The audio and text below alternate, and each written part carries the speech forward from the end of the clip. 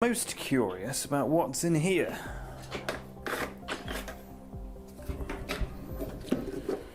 Oh, am I go? Oh, wow.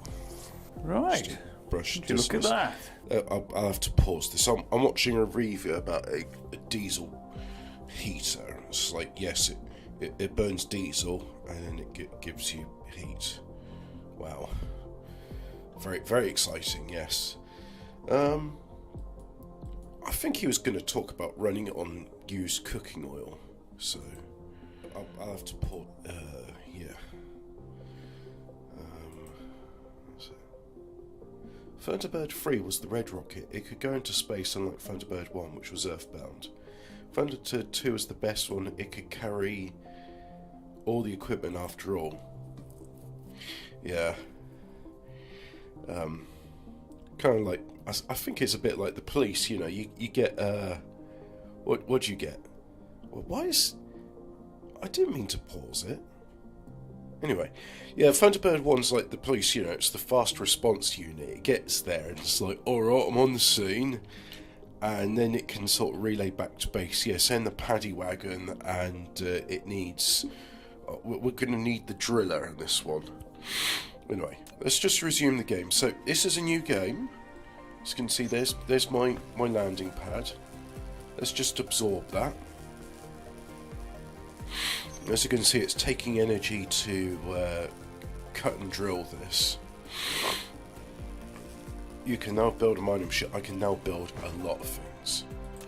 So, yes, creative mode, enable. Oh, let's just fill myself up with hydrogen fuel, because I think that's suitable for this time. So, been unlocking a lot of the technology. As you can see, I've got nearly everything unlocked. Oh, haven't unlocked that, so I'll unlock that.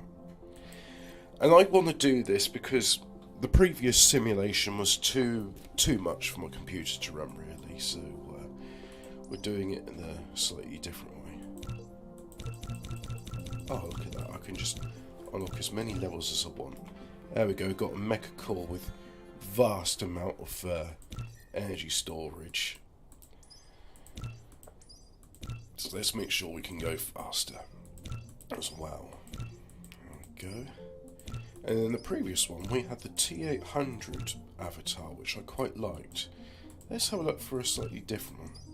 This is entirely redundant because I have a massive inventory, but you know, at least I could say I've done the research. Let's have a lot of construction drones. I like that. There we go. Yep. Do all that.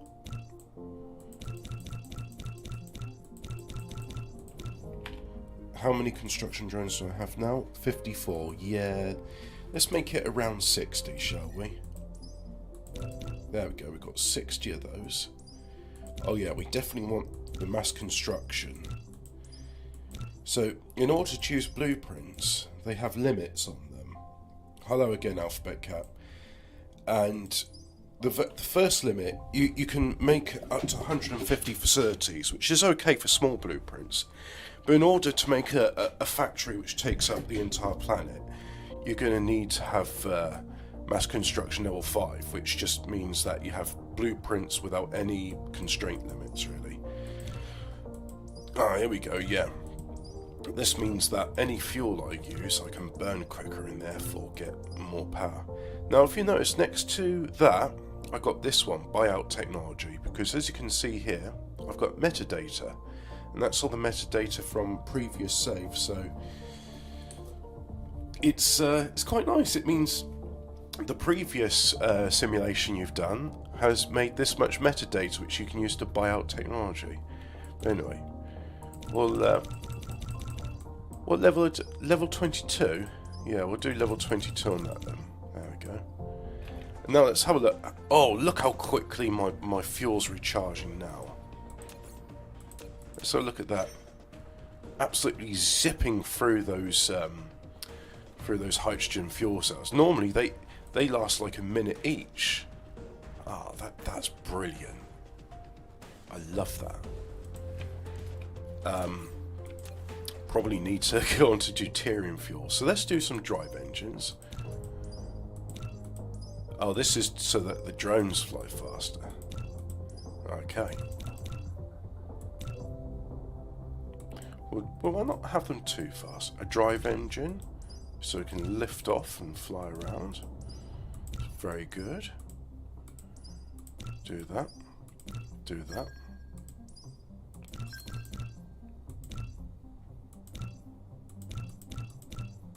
There we go. Yeah, we'll have a long solar cell life, although it won't be too necessary for what we're doing here.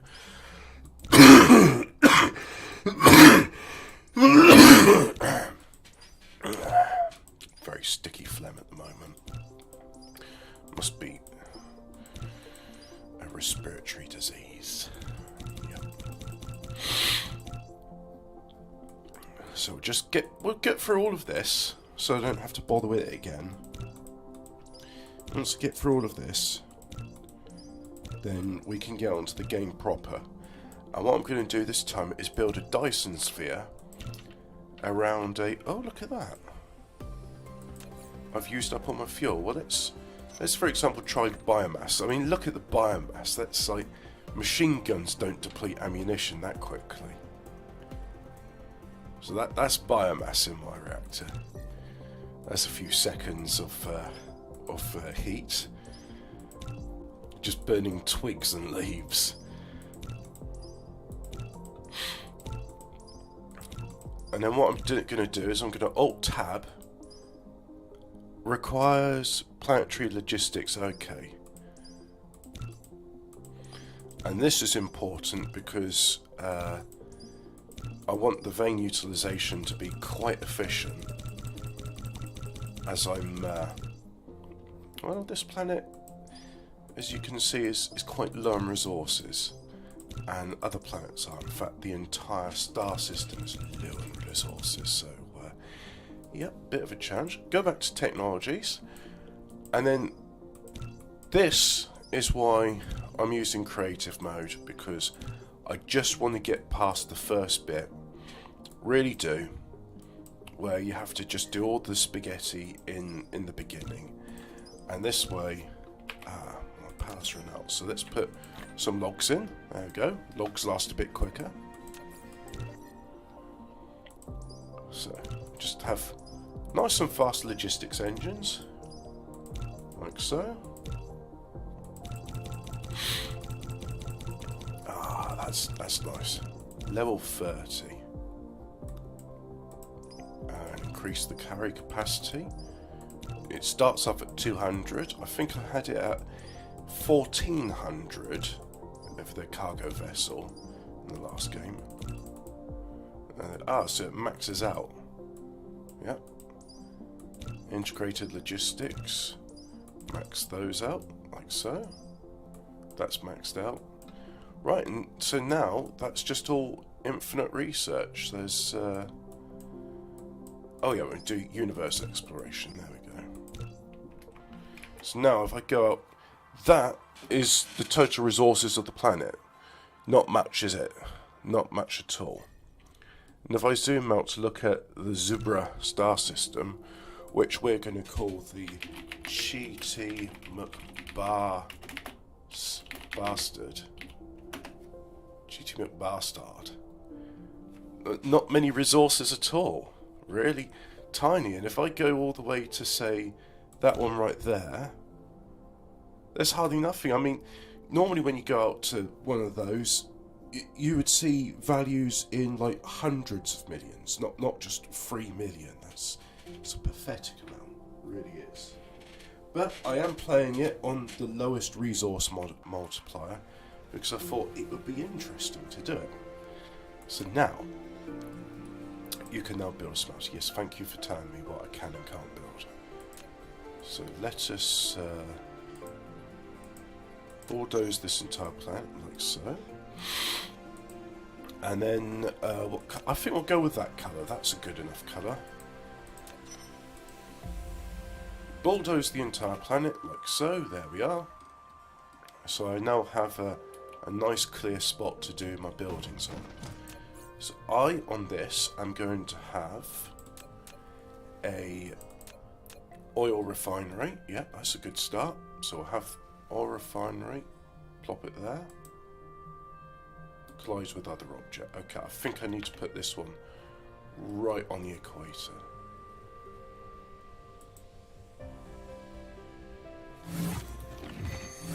Use the blueprint. Liquid encapsulation. There we go. And already it's doing stuff. It shouldn't be. I think I know what's going on. Yep, I think I know what's going on. So we're gonna have to do a few things. Let's just put it back to field, like so. Shift F4. Right. I want infinite inventory. Yes. Include opt items. Yes. Infinite reach. No. Infinite power. There we go. Instant research off. Instant build disabled. Yep, and I think that's what I want for now. So now we're going to need some power. I think the best power we can have here is just double check something. Gobi and Scarlet, right? And yeah, okay. So we'll go with solar power on this one. I think that will do us. Is that the one I made? Yeah, solar cap. That's the one I made. It's not the best of it. It's a bunch of different blueprints I put together. Solar power. Core energy will deplete soon. Please refuel. So let's go here. And so, right, we've had biomass. We've had that. So coal's the next one up. Coal provides more energistic. So the energistic value of that's 1.5 megajoules. The energistic value of that's 2.7 megajoules. Compared to that was 500 kilojoules for biomass. Plant fuel, as they call it. So yes, wood is biomass. So. But compared to last, look at that. I mean, that's what we want to see. Nice and smooth animation.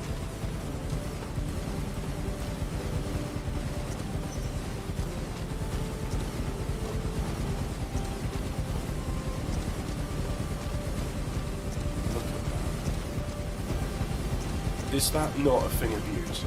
I think it is.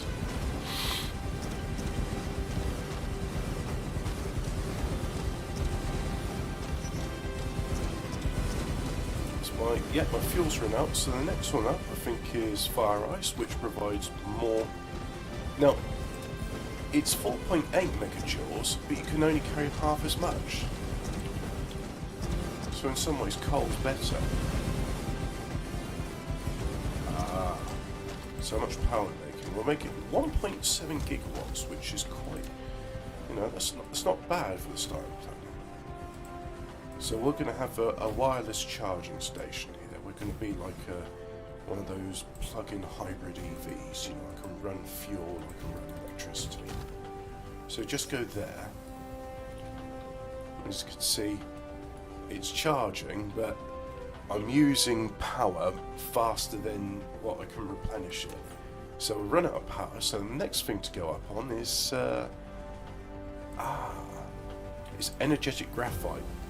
Now look at this, the conversion efficiency, fuel change rate is 0% bonus, minus 10% bonus, minus 30% bonus, that's good. That's a 40% bonus, so that can be converted into energy more efficiently than that. This one, however, has a 50% bonus, so maybe that's why the fuel. So even though this is 6.75 megajoules, I'm getting a big bonus in gigajoule value there. That's got a 200% bonus, 300%, 500% bonus. Right. What about that? That's hydrogen, 100% bonus. So we'll try hydrogen after energized graphite, but.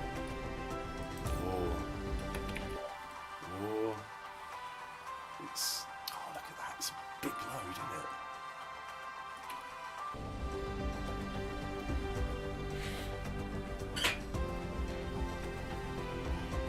Just logging on another one.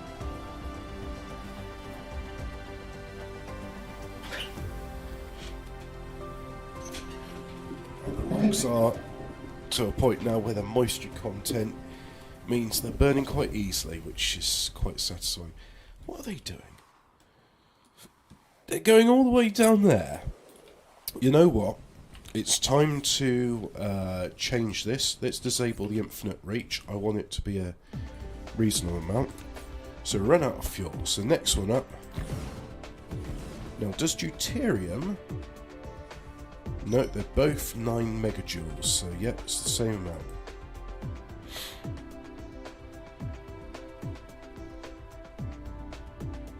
And can I run antimatter? No, cannot run antimatter. That would just be game over if you put a bit of raw antimatter in there. Are you running less background programs now? Is that why the speed is faster?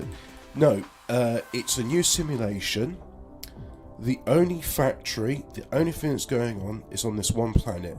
Whereas before, we had things going all the way around. So it's a significantly smaller simulation. As you can see, we're just 18 minutes into it.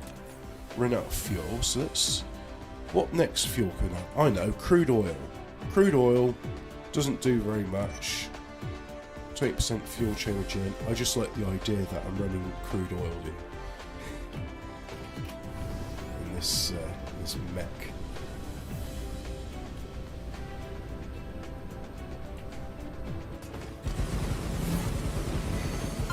First flight, 300 meters. Yeah.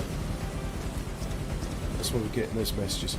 Do that, and refined oil, slightly more, but hang on, fuel bonus 20%, that bonus 30%, okay, so it is different. Oh, can we still burn diamond? I want to burn some diamond, let's have a look at that. Yep, can still burn diamonds. I'm running on diamonds. After all, it's just refined carbon. And it burns longer than coal. You can't burn in rubies or emeralds, they're corundum, it's aluminium oxide.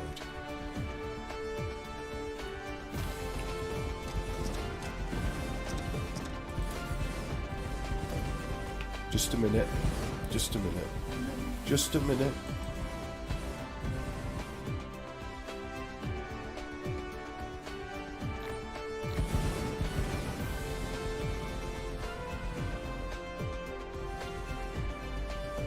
I have to make a phone call, 1 moment please.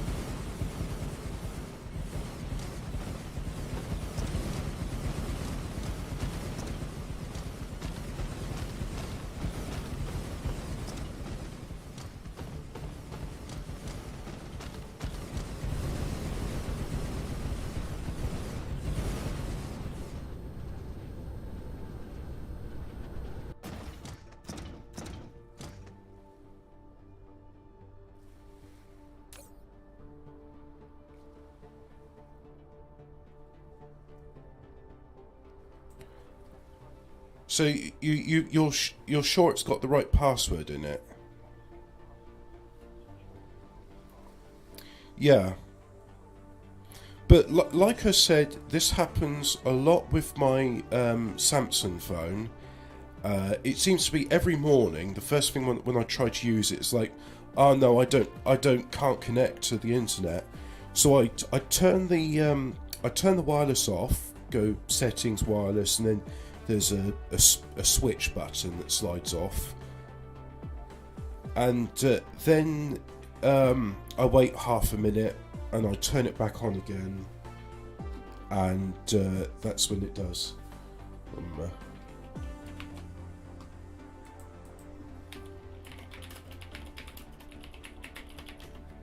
Yeah.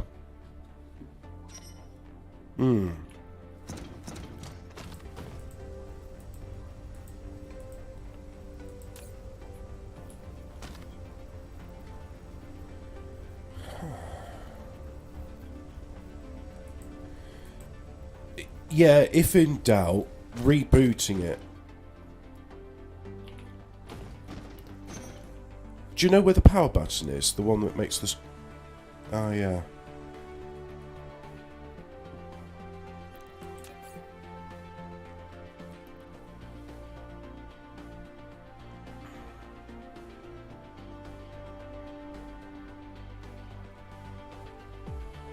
Can I speak to her? Yeah. Hi, can you hear me? Okay. Yeah, I told Dad this happens a lot with my Samsung phone. So, like, first thing in the morning when I use it, it will occasionally say can't connect to the internet. And so what I do is I go to the wireless menu, I turn wireless off, I wait a bit, and then I turn it back on, and it seems to reconnect to the network. But, oh yeah, I can hear it's booting up again. Now, Dad said when he was looking at it, it says saved, authenticating, then it was going back to saved, so it was stuck in a loop where it's trying to use the password. You know what? Now you're waiting for it to turn on. If it doesn't connect to the internet, there's one more thing we can try. Yeah, so if in doubt, we'll try the next step. Still not... Well, that's annoying, isn't it? So, can you get to the wireless menu and show Dad how to get to that? Yeah, so get into the wireless menu. You'll have to let me know when you're in it. Yeah.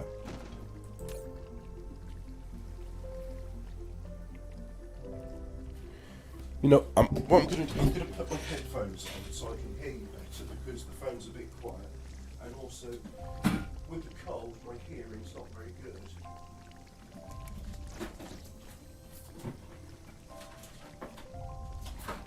Okay, that's good. So, just a minute. Just a minute. Can't hear you just yet. Okay. Now I can hear you a lot better now. I've got my headphones on. No, don't do that just yet because the problem's with your tablet, not the router. So, what I want you to do is, do you see where it's got like a list of networks and BT, whatever the name of your network should be on the top of the list? Yeah. Yeah, so what does it say on BT Hub 6G or whatever it is? Yeah, so what I want you to do is, can you long press it? So do a long press. So a long press is where you tap on the name BT Hub and then you should get some options come up.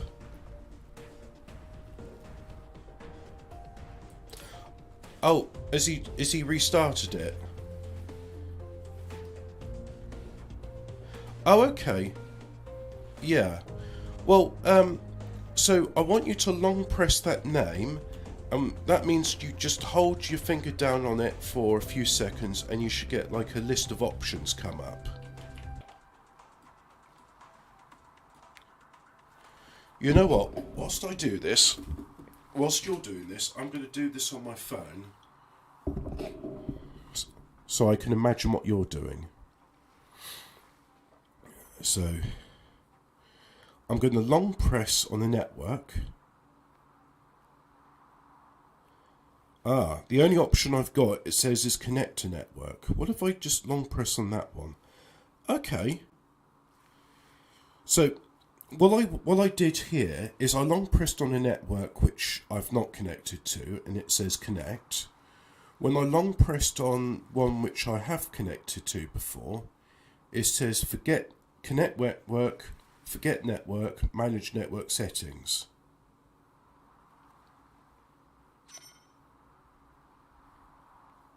It says cancel.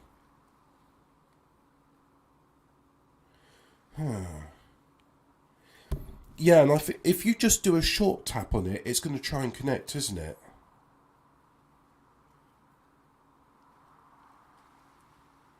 No, I know. That's why... Now, a Lenovo tablet is an Android tablet, so it should work in the same way, you see.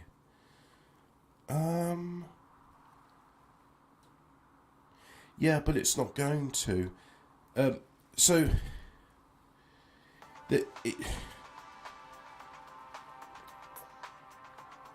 Yeah. Let me... How would I do this? I'm trying to... You still connected to Wi-Fi through your phone though? Yeah, that's fine then. But I set a usage limit on your phone so that when you're not in Wi-Fi range, it will cut off automatically, so you don't go into your credit. So yeah, I mean, the thing is, you have to, when you're in the Wi-Fi network. Now on Samsung, I don't know if Lenovo's different. I don't think it should be different. But basically, you do a long press, and then you get a list of options, and one of those options is forget network. I tell you what I'm going to do is I'm going to look on my computer, how to forget network Lenovo tablet. Let's see what comes up. How to reset network settings Lenovo Tab 10 Plus. I mean, that's newer than your one, but it should be the same. So, yeah, you go to settings, you tap more, tap network settings reset. Okay, right, so, can you go back to the home menu? Yeah, so go back to your home, and then you're going to tap on settings again. Yeah. So you're in settings. Now, on this one, the screen I'm looking at says Wi-Fi Bluetooth data usage, and underneath that it's got ... and then it says more. Do you have one which says more? Yeah, so tap on more. And now you should see something like airplane mode, tethering and private hotspot, VPN, network settings reset.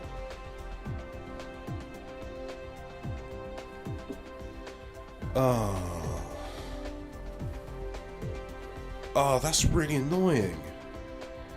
Because if you did, what that would do is it would delete all the saved data for all the Wi-Fi networks you've been on. Okay. What's the name of your tablet? Yeah, that's the brand. Yeah.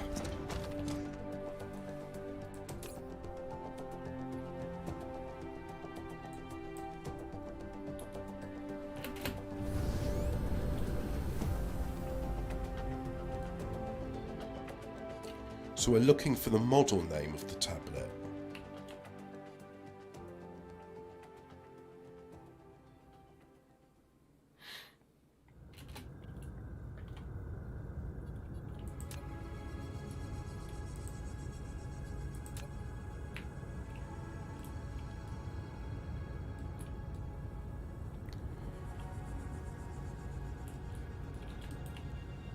Yeah, that's what you're trying to do.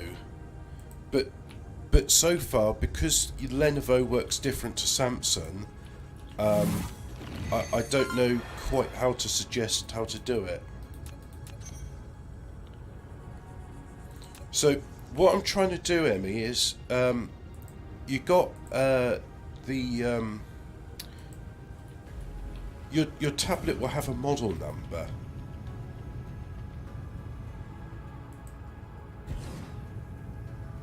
Yeah, it should say like Lenovo ThinkPad or Lenovo Media Tablet, or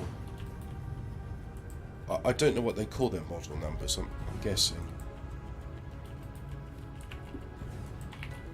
Lenovo PBX. So that's Papa Bravo X-ray. Oh right. So what? T for Tango. T for Tango, and then B for Bravo. Oh, so TBX, yeah, and then what's the numbers? 10. 3. Ah, yeah. 10 3BF, right, okay. How to reset Wi-Fi. Computer use manual, here we go. Lenovo TBX 103F portable tablet computer user manual. Oh, and it's tiny, so I can't read it. Let's have PDF version. And so let's just go to page width and Lenovo tab. Yep. User guide. Oh, how to read a user guide. Yeah, that's what we want. Yep, so to read, you read from left to right and in the English language. I'm halfway through the manual and it's just talking about what is... This is useless. All I want, Emmy, is you should be able to go into your network settings, which is part of Wi-Fi, and there should be an option where you can either tap on individual Wi-Fi networks or all of them and do reset network settings. So let me just have a look.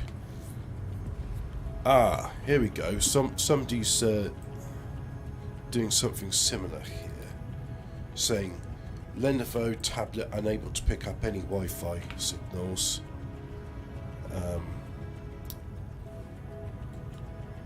Unfortunately, still no wireless available, even after factory reset. Yeah, so how to... Instruction manual. Yeah. How to reset... Oh no, that's a different tablet. That's not the same one. That's bugger. Network. Right, network. Go to settings, WLAN. And then... No, we don't need to set up a... Oh, God. It wants me to pay for the manual. I'm not doing that.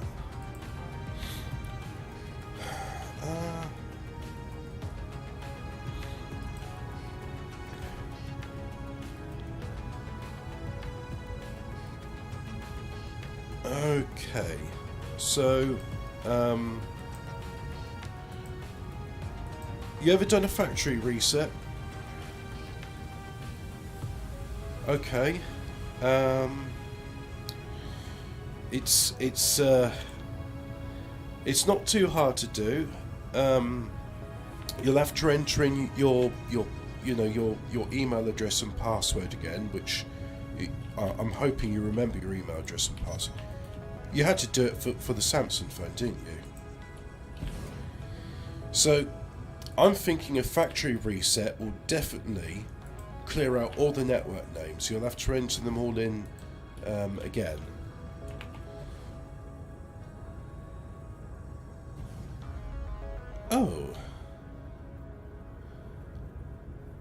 Oh dear. Somebody here, because right, the way to do a factory reset is you turn it off, and then when you turn it on again, you have to hold down the power button and volume down.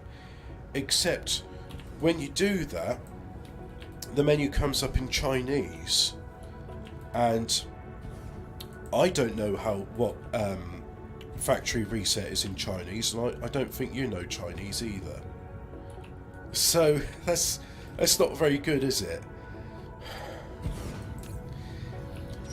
Alright, I'll tell you what, can you go settings and then WLAN, go back to there, because that's your wireless settings. Yeah, so let me know when you're back in that menu. Right, so can you, like, describe to me what you're seeing? Like, yeah. Yeah, and that's the home network. That'll be a guest network.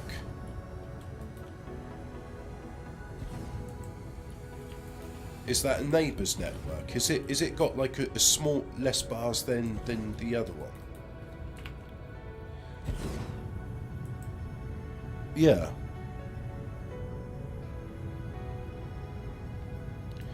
Yeah, so TalkTalk's a neighbour's.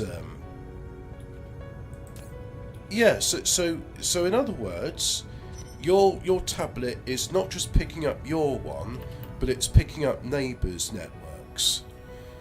I mean, that's a pretty good sign, because what that means is that the antenna on it is working. So that was my first worry, is just like, is it still working? The answer is yes, it is. Okay. So, have you got like buttons on the bottom of your tablet? Is there like a so I imagine on the left-hand side you've got like a hamburger button. In the middle you've got a home, and on the right-hand side you've got a back button, which is like an arrow pointing back. Can you tap on the rightmost button? Yeah. I was in a call with my friends and they're saying, why are you doing tech support? So I'll just briefly say, family member is having trouble connecting to the home network, so I'm guiding them through how to forget a network so they got a chance to put in the password again. Yeah. Yep. So when you tap on the right button, what happened? The volume. Wait, the volume buttons, the ones which make the volume go up and down. Tap on the right button again, what happens?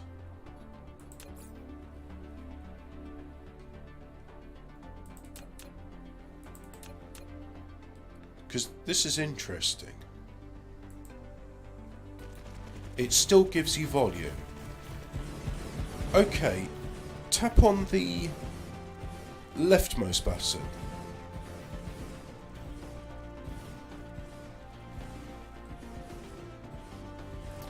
Ah, right. Are you touching the volume button? You are touching the volume button, right. What I meant to say is, on the bottom of your screen, you've got 3 buttons, right?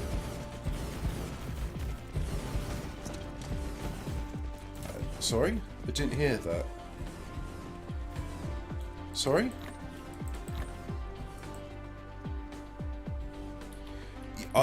Now, I'm not sure, I'm guessing, you see, because I don't know what your tablet looks like, but I'm thinking it will have 3 buttons at the bottom. It's only got 2, right. Yeah, because you see, they're not all the same. Like on the Samsung, you've got like a physical button, and then you've got like 2 touchscreen buttons either side.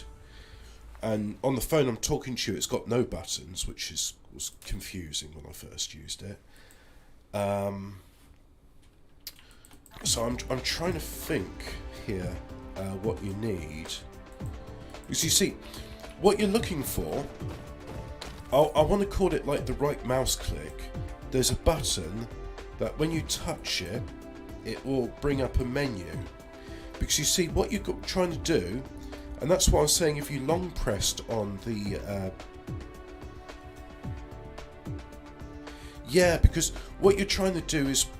the menu... the home...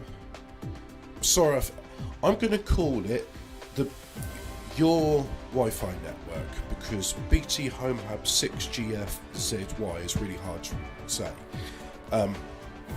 you want to be able to forget that network. There's an option in these phones and tablets where when you do a long press or you do something else, you'll get an option menu come up and it will say connect to network, forget network, modify network settings.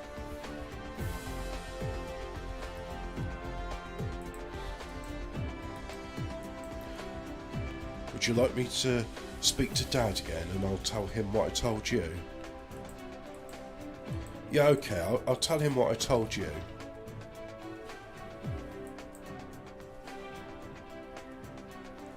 Yeah, you're welcome, mate. We'll get it working. But I'm going to have to do some thinking about this.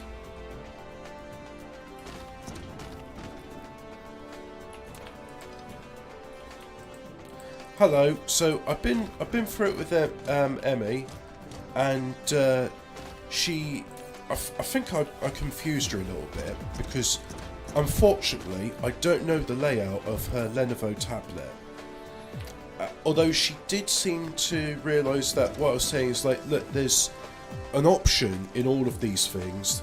Normally doing a long press, sometimes by pressing the button on the left, which is on the left of the home button, and when you tap that you should get an option menu come up, and the option menu should have options like connect to network, modify network, forget network. And so she's in the wireless network, the wireless network part of settings, and I don't think long press did anything. By long press I mean you have to like hold your finger down on the BT. I don't know what the name of your wireless network is, so I'm going to call it your one. Yeah, that's it. Because the thing is, yeah, so what happens if you try doing a long press, like hold down your finger? What I mean is to actually tap on the screen on the BT hub, and hold down your finger until you get a menu come up. It could be 2 or 3 seconds. Yeah. Yeah.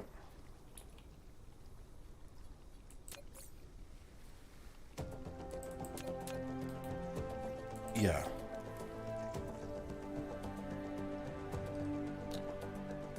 Yeah. And yeah. Yes, do that. Yeah, if you toggle, it will turn the Wi-Fi off.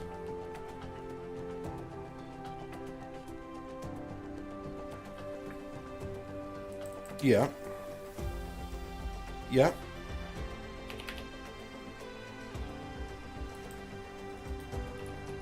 Oh, so it was trying to automatically connect to the network. Well, yeah, that means the password's been put in incorrectly.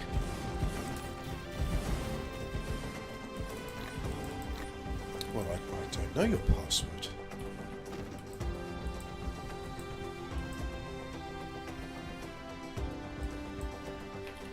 Ah. Yeah, so...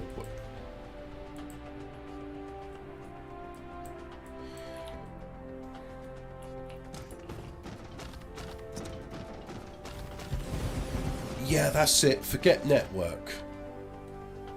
So if you do that, it'll forget the network. You'll have to do a scan again, turning the Wi-Fi off and on again on the tablet. Yeah.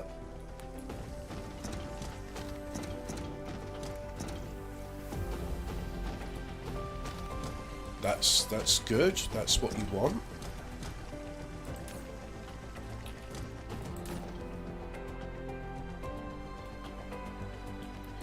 Yeah, so you want it to connect to the home network, and then it should prompt, and it will. Is it prompting you to enter the password?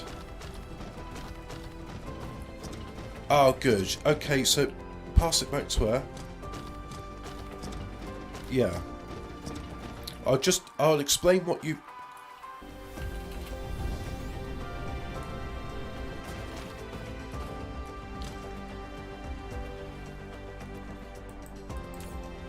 That's good.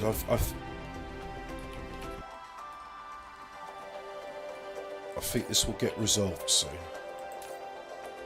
Which will be, I'm sure. Yeah, oh, yeah, sorry.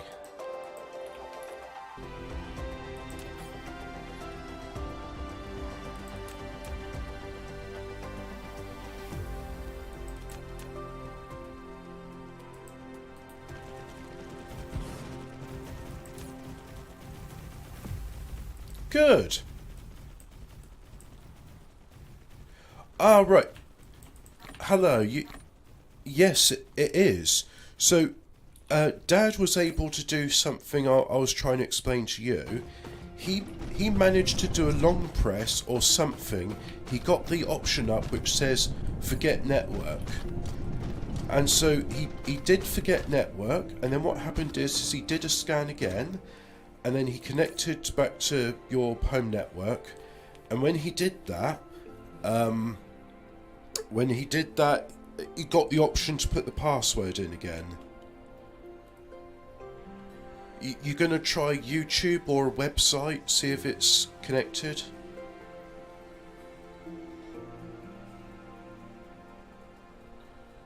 Real tech support must include why you're redeeming, do not redeem. Yeah. Sorry.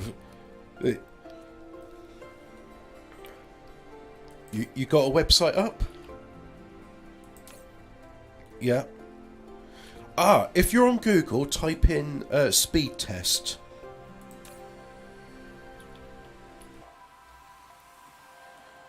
Good, but just go on speed test. And you should get a website called speedtest.net. Let's just make doubly sure you are connected and it's a good signal.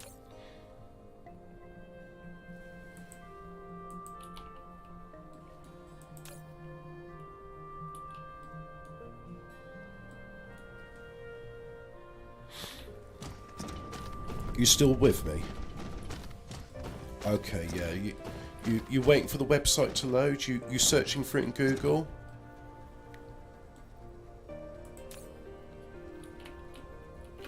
Yep. You can tell him that I want you to load up a website just to check it. Yeah, so the website's called Speed Test. If you can get that, that'll be good.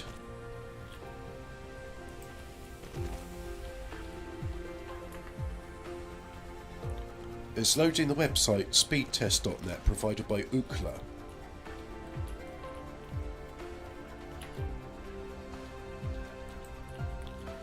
Okay.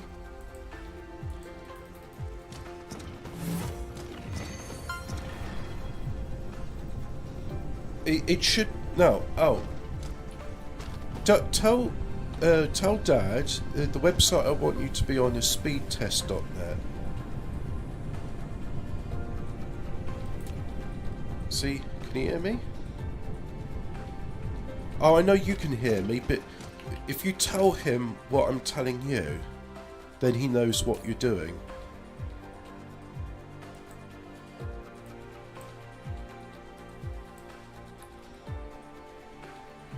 Well, fair enough. You're connected to the internet. You don't have to do that. That would have just been an experiment to satisfy me that you're connected and it's going at the right speed and everything. Alright, okay. I'm glad that's all working. Luckily. We got there through scientific fault finding. We did a process of elimination, and in between you and Dad, you're able to figure out the correct button to press.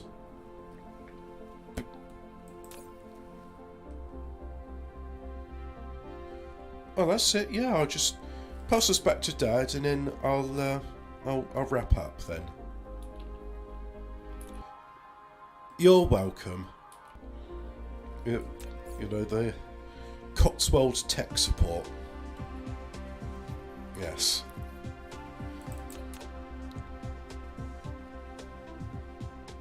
Yeah, that sounds like the internet. Well, thank you for contacting Cotswold Tech Support. We hope your outcome as positive today. Who's M? Yeah, why not? I'm Cotswold Tech Support.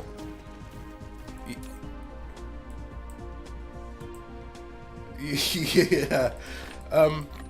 Well, the thing is, it was a bit difficult to communicating, saying like you need to do a long press or you need to do something so you get the option to forget the network.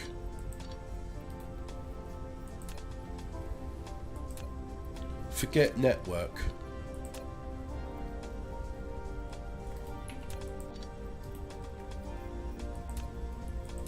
Well, that's the thing, because for whatever reason, do you know what I reckon's happened? It's at some point it's done an update, because they love doing these updates with no benefit to the user, and then it's gone, oh, I've forgotten the password for your Wi-Fi, so you're gonna have to enter that in again. And you enter it in, you get one of the characters wrong because you know your password is complicated, and then it goes, oh, I can't connect, and it just keeps reconnecting rather than going, your password's wrong, can you...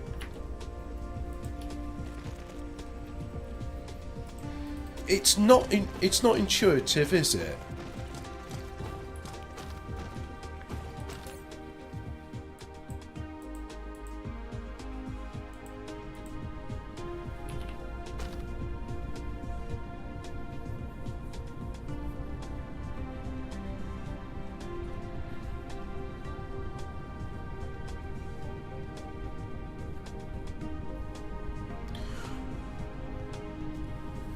Yeah. Oh, okay. So you're able to access a...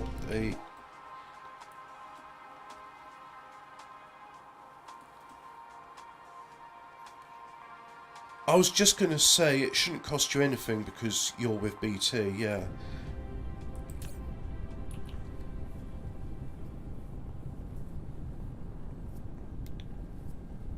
That's right. Well, it's what it is everybody with a BT home hub, it does a guest network, and it allows you to connect to it. It's at a reduced speed, so it's like the 2003 broadband speed, but that's enough to do basic internet.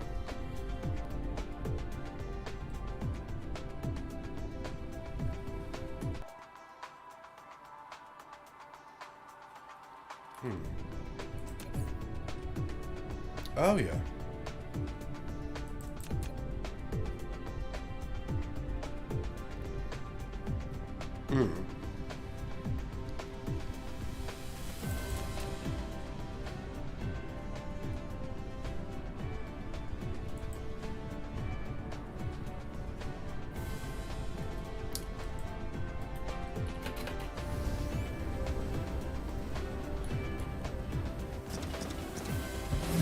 Well, it is good that they were being so forthright with you and saying exactly. Yeah.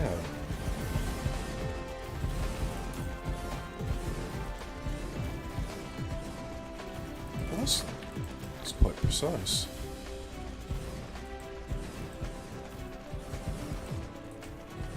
Yeah.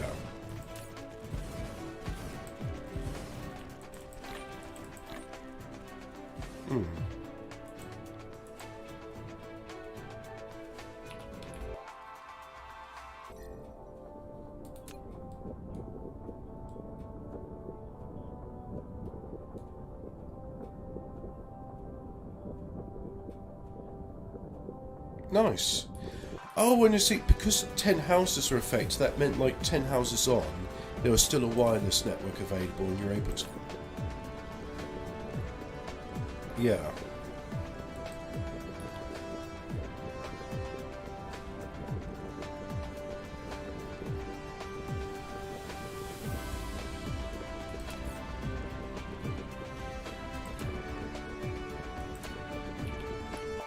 Fair enough.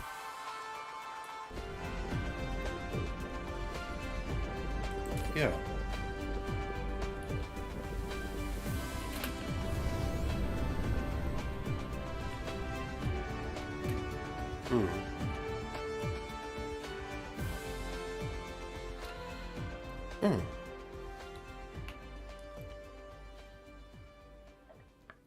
Do you know, I'm hard of hearing at the moment because sinus blocked up my ears, and so one of them sounds underwater. And because you know, Emmy, she's very soft-spoken on the phone. I put my headphones on, and I can hear you so much better on them. It's a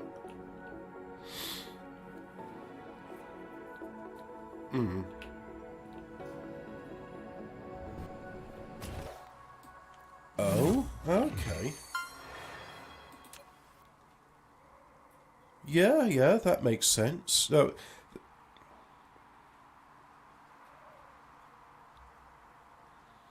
Yes. Well, that I mean, the fidelity difference between some Sennheiser headphones and whatever little speakers inside the phone thing makes a big difference.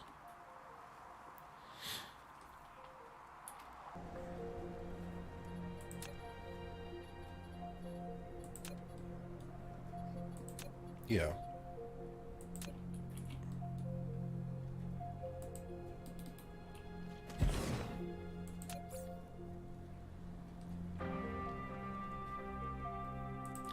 Well, I was always impressed with the Philips headphones I got. I think I gave them to Emmeline. Yeah.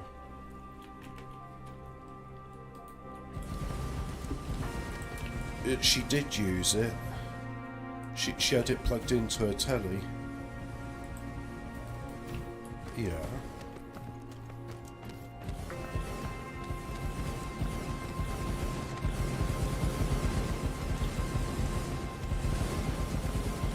Oh dear. Yeah. I know, and well, you confirm my suspicions, but it's just.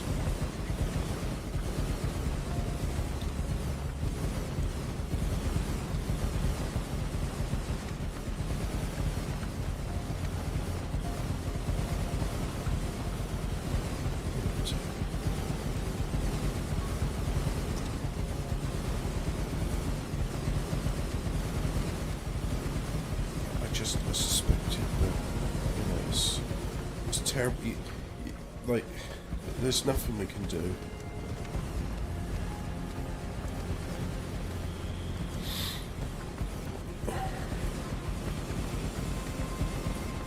Yeah. And I don't think she'd be that stupid.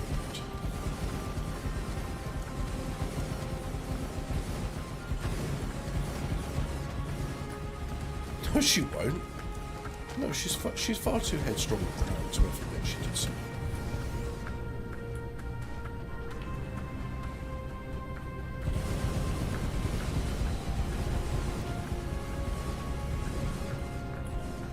Yeah. Yeah, because they every time they go there, it's like they tell her that she's being stupid and naive, and she gets a bit sick of hearing it. But really, it's just like, if you just, you know, not be stupid and naive.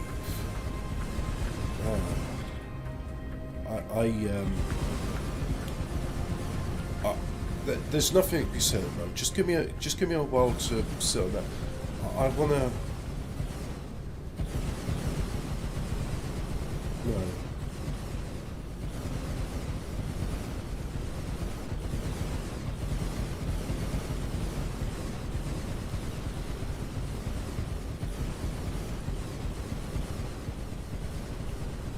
I'll have to ask God for guidance on that, because I'm not the most diplomatic of people, especially not with my family.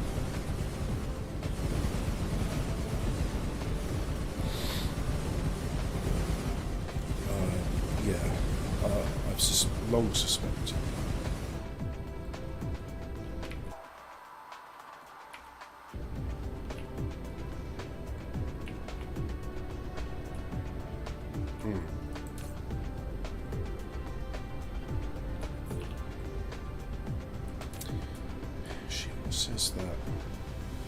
She always says that. And it's...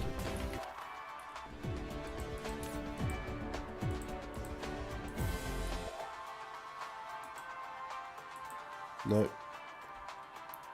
There was never a face-to-face meeting. Didn't happen. That's a lie. It's to save face.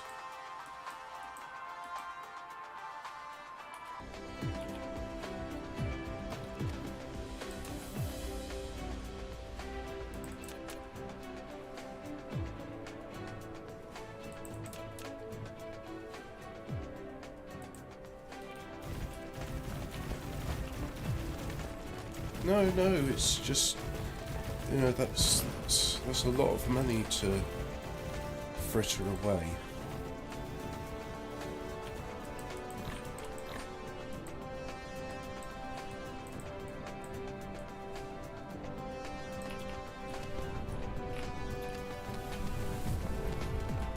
She told me the same. She said, yeah, they were gonna live together. It's like, you've not even met him. You don't know who he is. You don't know him from Adam.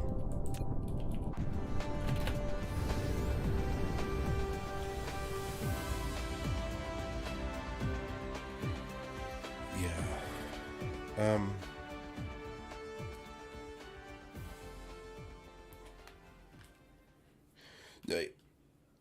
Look, like I said, I've long suspected it because I've been aware of her shopping habits for the past few years and the way she's acted. So it's not what you're telling me is not a major revelation. It's just right now. I don't have any more space to emotional space. Yeah.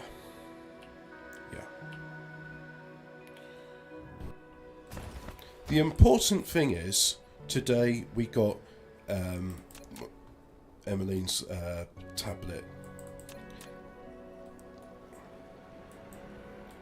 Yeah, that's it. So the major objective for today has been a success, and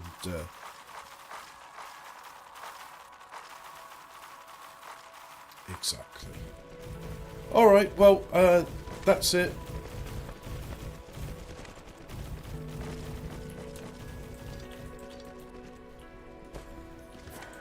Let's talk about it some other time, because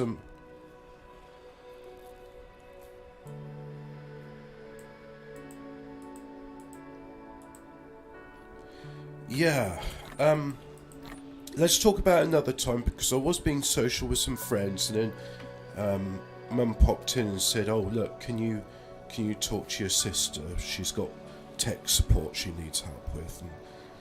And so I'd like to go back to being social again. All right, see you then. Let's talk another time. All right, bye. Okay, welcome back to the stream, where we will divest ourselves of the goings on, which, as you may or may not have heard, I've been aware of for some time now, and it's sad to see people around me failing. It really is sad. They're failing, and they're immune to advice. Their ears are deaf to advice, and in which case, if someone is unwilling to be saved, and someone's unwilling to be saved, there's nothing you can do. If it really is like that, then you're shit out of luck. Truly shit out of luck. And it's a very sad state, and I'm very sorry you had to be, yeah. Anyway, so, Dyson Sphere program. We're going to build a Dyson Sphere, and we're going to make it on a red giant. So, I'll put a timestamp there saying, started stream 71 minutes ago. Yeah, 1 minute, 11 seconds. Yeah. We'll start doing that. And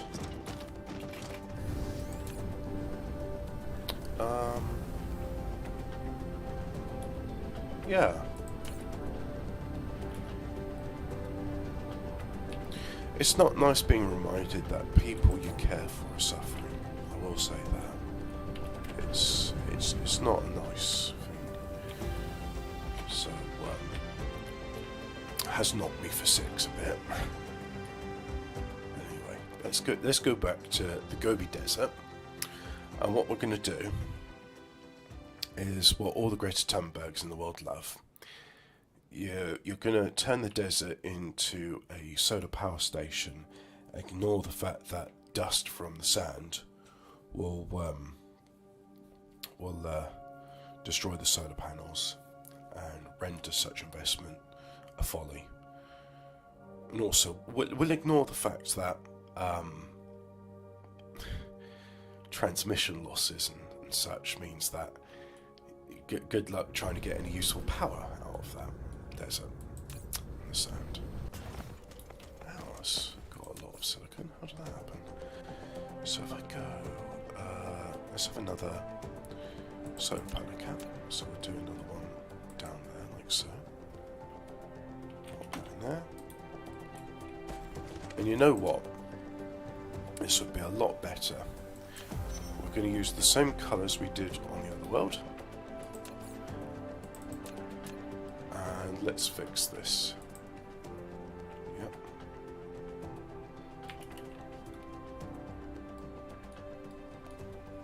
And we'll fix that one too. So let's go and have some of the long range power poles like those. Yep, there we go. Connect it all up.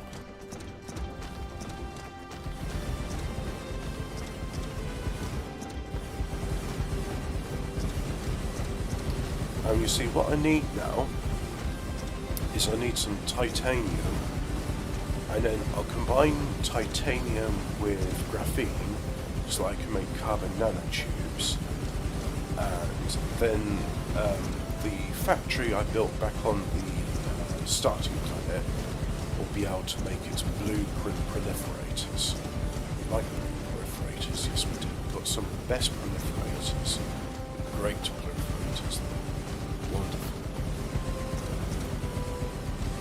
Hello, please do not redeem. Okay, I need you to go into your wireless settings. Yes, thank you, please. If you could go to your wireless right now, that would be good. Okay. Yes, so what you'll be needing to do is go to the Apple Store and purchase the $50 Apple gift card. Or your Android. Oh, that is okay, sir. Please go to the Google Play Store and purchase the $50 gift card. Yes. No, do not redeem. Sir, do not redeem. Sir, you must not redeem. Do not redeem, sir. You bloody bastard. Binchard.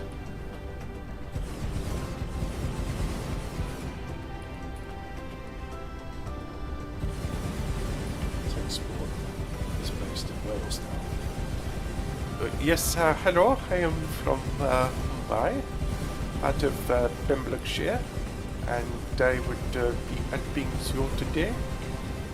This is Mr. Taffy O'Jones, British Badals. Takes apart. Why does everyone assume my tech support voice is Welsh? It's not. I mean, we know back in the early days in the 1980s when Bill Gates was, who by the way is not a programmer. This is a major revelation to me. Like, Bill Gates hasn't done. Worse, I heard he programmed his roster in high school so that all the girls would be sitting next to him. So he must have done some programming. Maybe it's to say he didn't make major contributions to the Windows operating system. But anyway, what am I bliffering on about? Something about tech support. Wells. That's it. Bill Gates saw fit. It's like, yes, the glorious nation of India, also known as East Wales. That is where tech support's going to be. For your anti-virus program, your virus, it plans to find another virus, so, or please Ganesh. What if I had a Linux phone? Well, then you can shove it up your ass and you can just have it play Brutus podcasts ad infinitum. Hello, I'm Brutus. Time to talk about how vegetarianism is based. Did you know that Austrian painter man was vegetarian? No, it's true. It's based. It's based on margarine. You know what? I don't like this design. Better designs are available. This one is not so good. So let me just check. That's on charge. That's on charge. They're both charge. So what's the point of that? There's no point.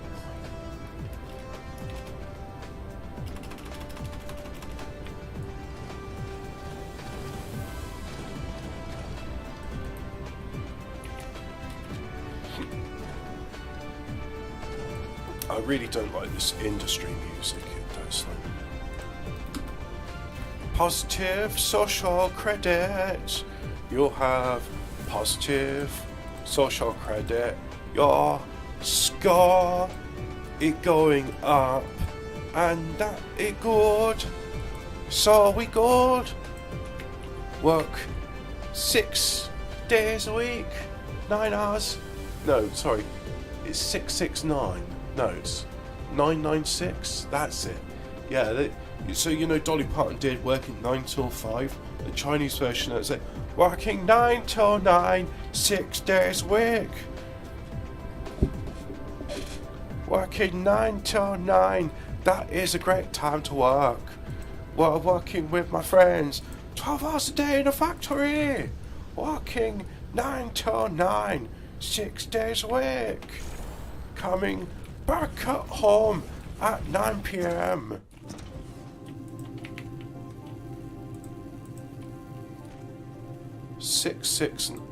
Sorry, 996.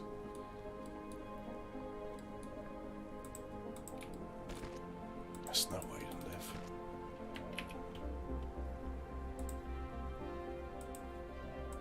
That's no way to live.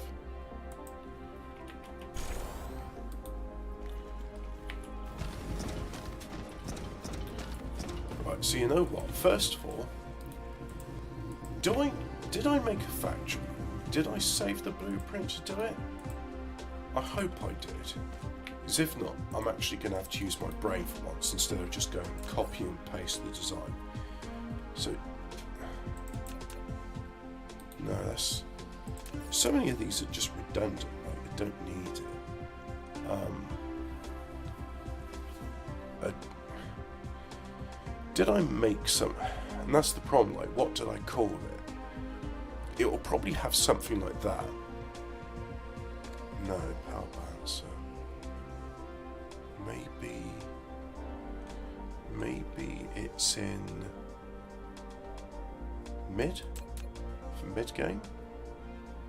No, it's not in mid game. Okay, so to make an accumulator you need iron, supermagnetic ring, and you need crystal silicon. Okay, so I can deal with that.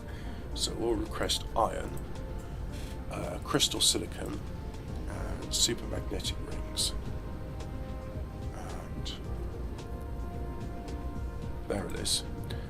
And it's in the ratio of 616. Okay, so if I make that Eurocrest in 6,000, 6,000, Eurocrest in 6,000, Eurocrest only 1,000, like so.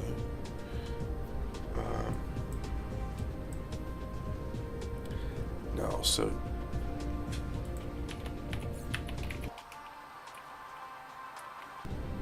hardly any iron here, so we'll do a remote request for that.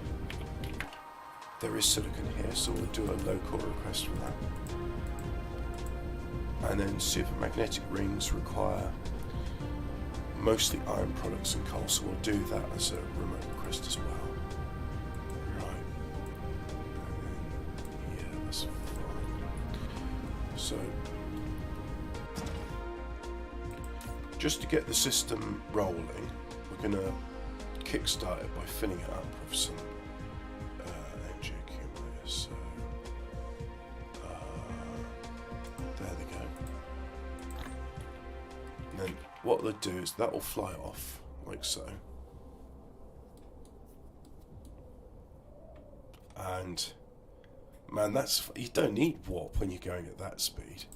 So they're going to Cheaty McBastard 4, and so they're just sending batteries over there, and that site will be run by batteries.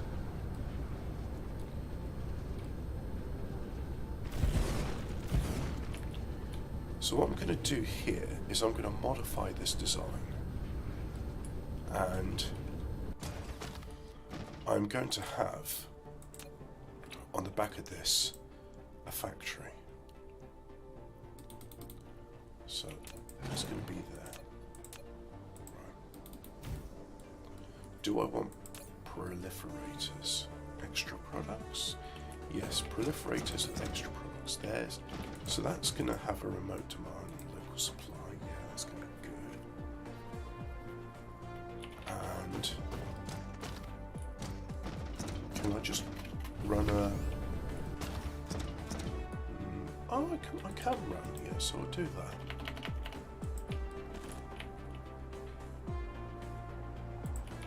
I don't mind a little bit of spaghetti. So, but before we get to the build Dyson Sphere, that unfortunately all of the foundation must be done. But this way, it's going to be nice and fast because we haven't got a massive simulation to run. So we'll have the principal products being the iron panels and the crystal silicon in first. Go like that. Yeah, that'll be enough. And then put in factory there, assembling machine I should say, crystal silicon, come out like so, like that, and then supermagnet ring there, like so, close that, and then realise that in this design, oh that's okay, I'll put proliferators there, so spray coating.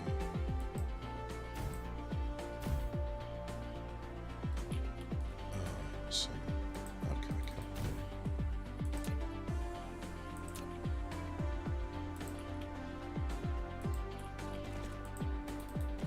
There we go, so that's then, like so. Excellent.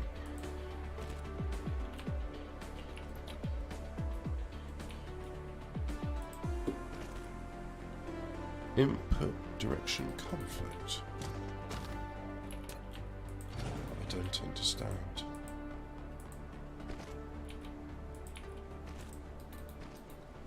Right.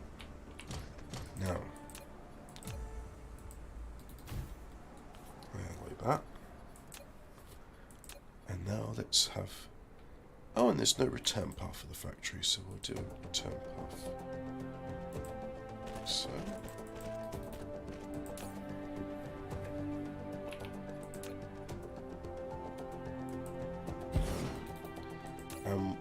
we'll say we want it to build the accumulator, like so, and we wish to have production speed up, no extra products, that's what we want.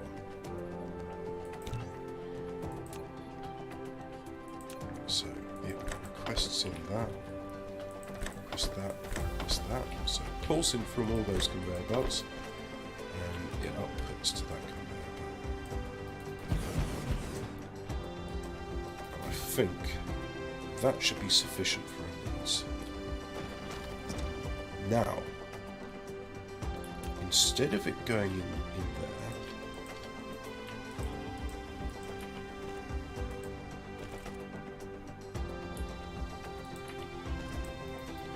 we'll do it like so, like that. There we go. And look at this. Okay. Right. So we wanted titanium and graphene to make advanced nanotubes. Right. Let's go and make the advanced nanotubes on where? We could do it here? Yeah, let's do the advanced nanotubes here then.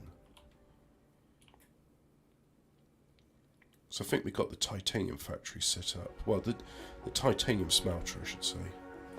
We're not using warp, we're just, you know, going at sub-warp speed. It's quite nice when we're doing it at 60 frames a second. Oh dear, we had a brief. You'll see that in the top left corner as we landed on the planet. A very brief thingy. Did you see it? Did you see it? It dipped to 57 frames a second. Never mind. So now we want advanced. Sorry, we want nanotubes. That's the advanced recipe. I want the unadvanced recipe.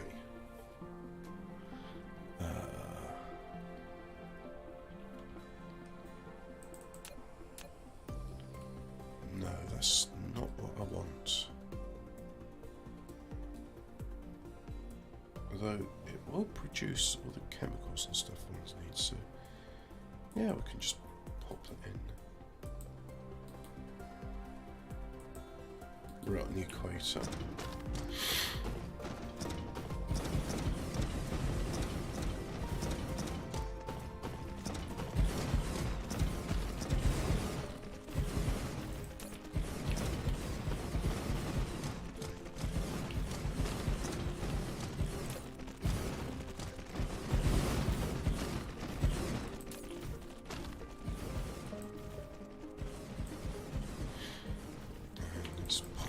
That with logistic vessels. Oh, look at them zipping away very fast. So that's requesting in titanium and that's requesting in graphene.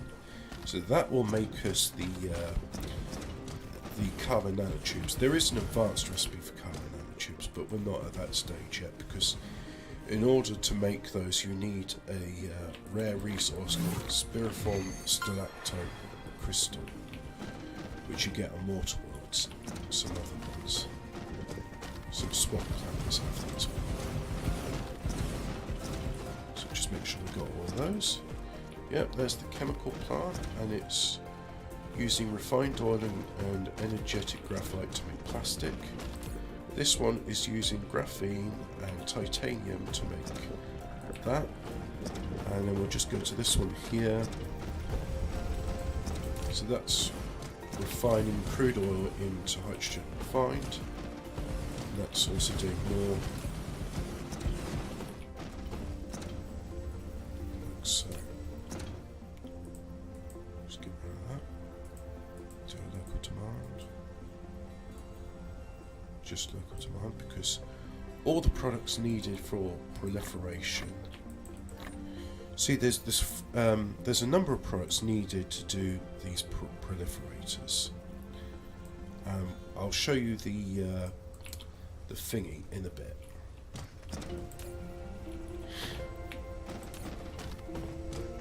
So that's, you know, that's got a decent supply of oil.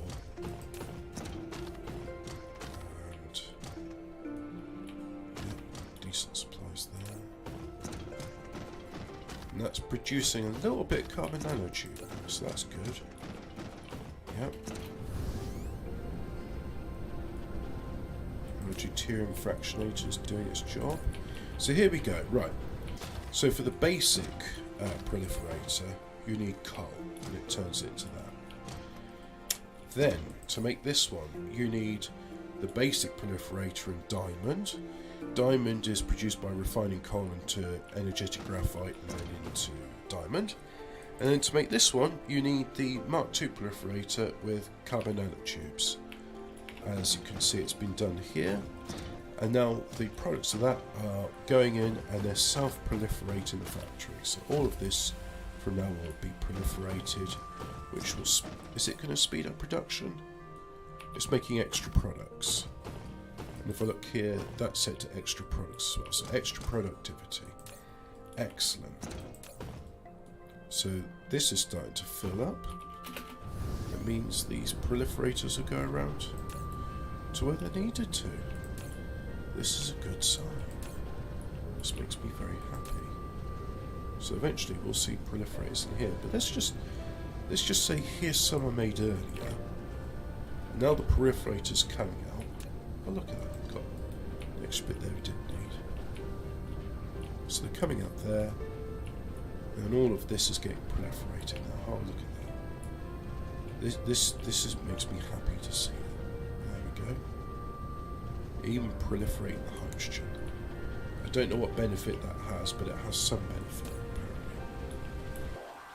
So yeah, this is going pretty good. And we've got our basic convert fire ice into graphene and hydrogen. We've got oil refinery. We have the facility that turns energetic graphite into diamond. We have the one that turns coal into energetic graphite. Because, yes, oil refining will produce energetic graphite. However, you want some coal to be refined into that as well. And this won't work until we get sulfuric acid. So we're going to go to another system for sulfuric acid. And we need magnets as well. Okay. So there's 298,000 iron on this planet.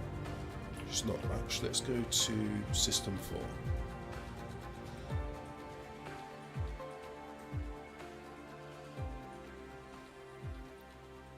Okay, this System 4. There we go, just sublight speed.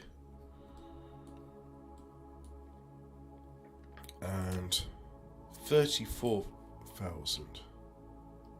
Okay, and this one, 455,000. Yeah, this is the ideal place for the iron smelters. And also, if I look here, copper, not very much. Copper, not as much. So this is the good place to have the copper refinery as well.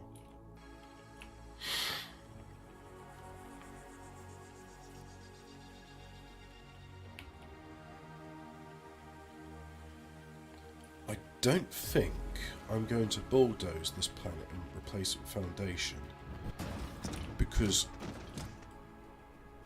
I quite like that. Like, if I go to one of these places, you can see, like, see it's frozen ice.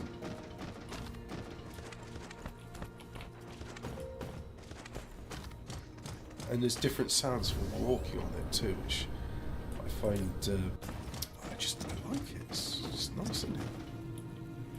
So anyway, here's our titanium refinery, and as you can see, it's done its job. And look, it's on the wing. It's requested its first load of proliferators. So do we see them leaving the Mediterranean satellite? I think. Yep, that's it.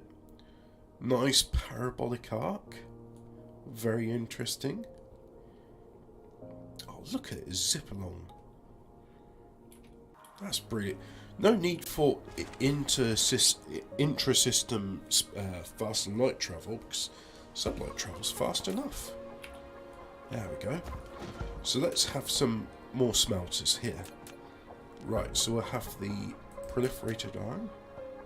No, I don't like that one. That's a better one.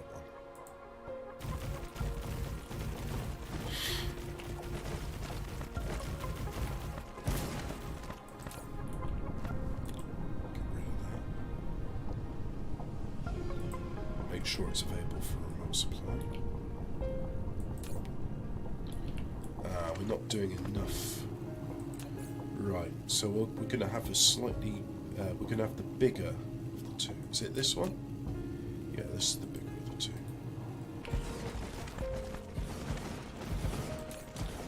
And I'm just going to say you're going to provide local supply there.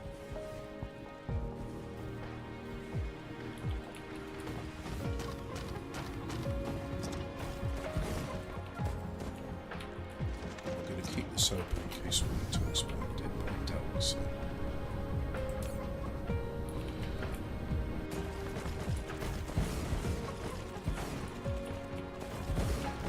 I was going to say, what's demanding that iron? And I realised that, yes, there is something demanding iron. It's on that one there, because we're going to have the factory for making those energy accumulators.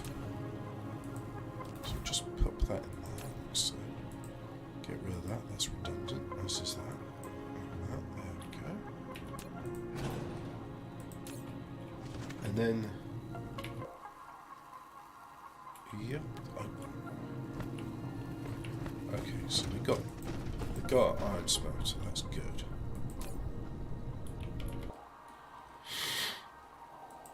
And in this one we're not going to request anything anymore, so we'll do that and eventually it will run out. Let's have a look at power. 100% satisfaction, very good. So let's have another smelter. Magnets. Yep.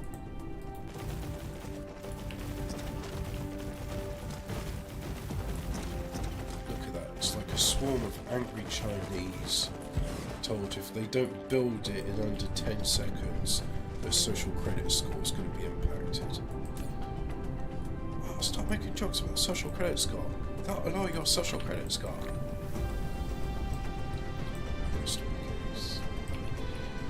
And this needs proliferation. Wow! It's a good thing we got this nearby, so we were going to request proliferators. There they are. Just request a small amount. We got some locally available. That's very good.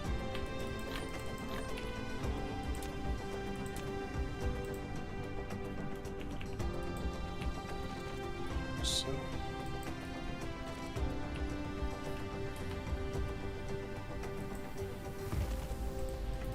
like that. There we go. And oh bugger, it's the wrong bloody way round. Of course it will be.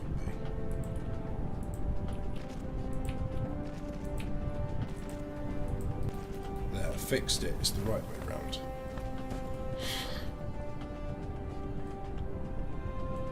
So now we're making magnets at a respectable clip. We want steel. Steel 4, steel 5. Let's have a look at steel 4, if that's a little better. Yeah, I think that's better. So we'll have steel 4.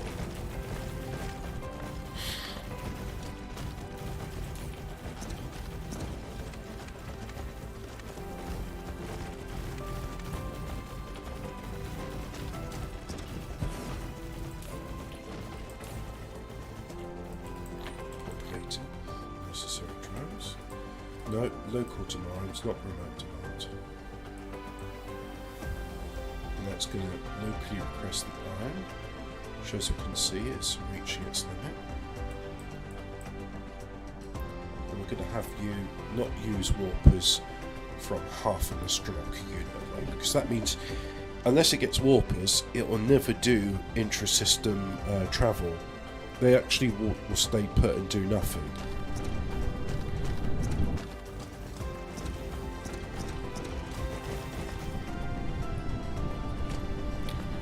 I think that is very cool. I like that a lot. That sort of Y joiner.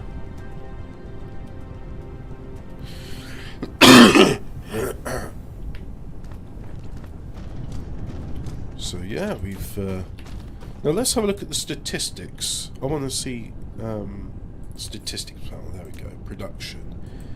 Entire star cluster in the last hour. See, iron shot up. Coal. Energetic graphite. There it is. There's a steel production finally starting. Magnets. And iron panels, iron ingots should be, yeah, look, iron ingots is greater than steel. So next up, copper smelting.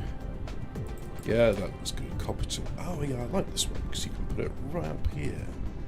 Can you put it here? Yep, you can. Okay, that's pretty cool.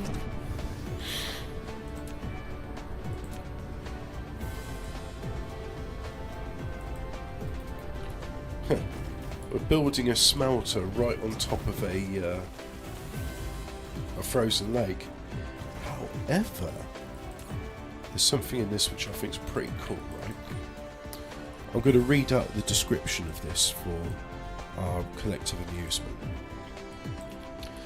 So this actually works on something, and I went to read about it, and there are some physics white papers about this, and it's a very interesting theory. So Youth Cat Studios, I don't know who you've been talking to or what shoulders you rub in your university where you're making this, but so an arc smelter, right, here's an arc smelter,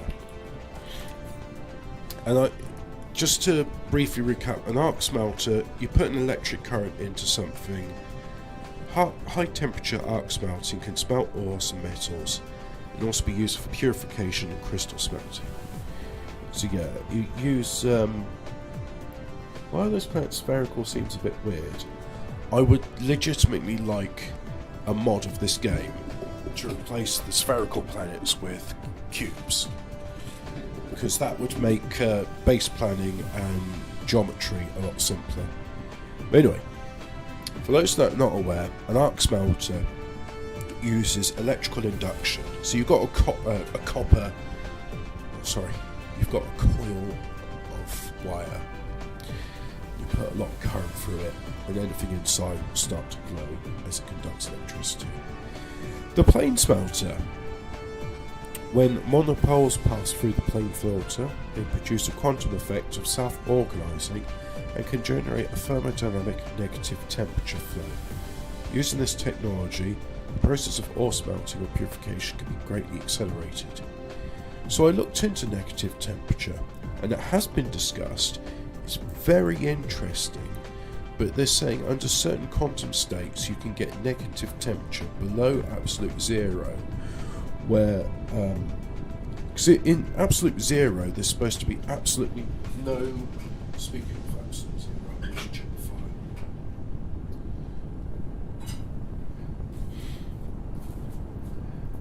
file. So the process of heat is understood as vibrations in molecules and atoms.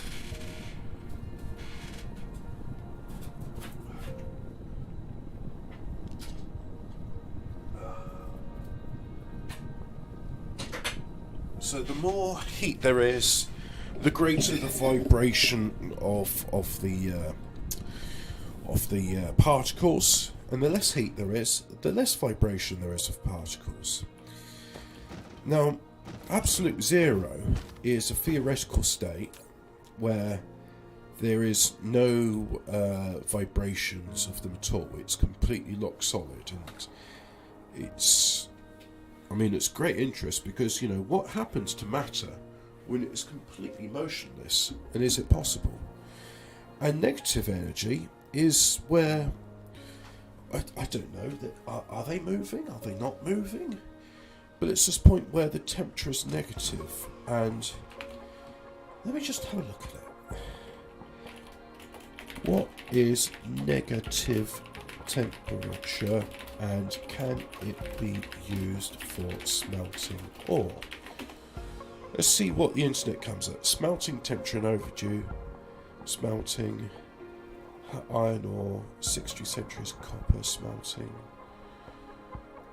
No, this is not a good search engine. Let's try Yandex.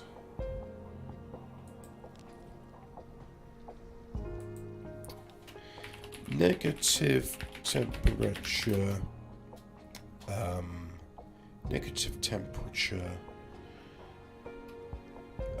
smelting. Negative temperature, Wikipedia, there we go. Certain systems can achieve negative thermodynamic temperature, That is, their temperatures can be expressed as a negative quantity on the Kelvin or Rankine scales. This should be distinguished from temperature expressed as negative numbers on non-thermodynamic Celsius or Fahrenheit scales, which are nevertheless higher than absolute zero.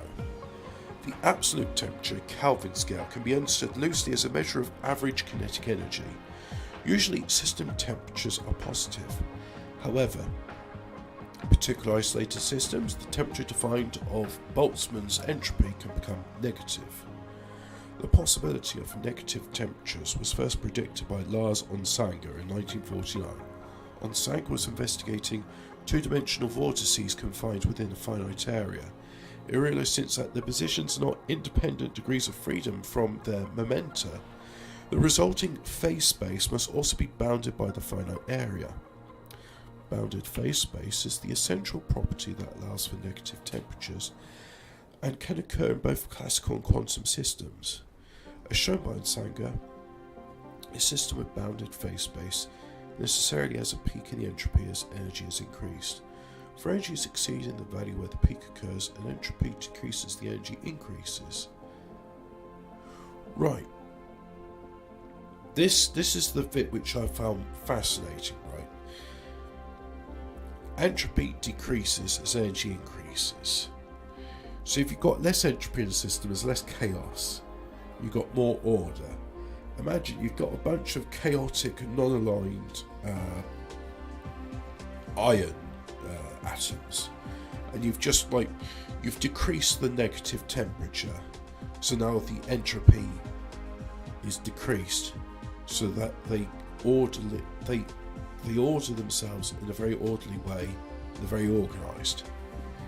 And I just thought, this is incredible. So basically negative temperatures could lead to ultra high pure alloys and refining. And the only reason I know about that is because, it's not just an advanced smelter, it's a plain smelter. And it uses, in the game, it uses the following stuff. It got an arc smelter. You've got some frame material, which is just like an exotic high temperature alloy. You have the plane filter and unipolar magnets. So the plane filter in itself is just... Look at the description of this, right? I mean, you can tell these guys have... They've gone to some... They've had some interesting chats with their lecturers in university, studying the Rabi oscillation to obtain the law of probability change with time during the evolution of the particle wave function over time. It can be artificially interfered with during the quantum transition so that the quantum jumps in the expected direction. So in other words, you're filtering things to have a desired quantum outcome. I just think that's very cool, you know. It's like, it is I fucking love science, but it's I fucking love science, but it good. So yeah, I approve of this game, and that's why I'm playing it. So now, I think we've done all we needed to in this system. Yeah, this one's just the power transfer station. That's the hydrocarbon refining station. And let's just jump to it and make sure it's exporting iron copper. Oh yeah, and we probably want a place that's making glass. So let's just double check. 102 stone. 700,000. And then let's have a look here. 423,000. Right. So no space warpers. Okie doke. So we'll go to the satellite of the gas giant, but this one's right next to it.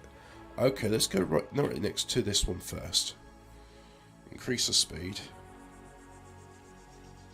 I love how fast those logistic vessels are. I'll never catch up to.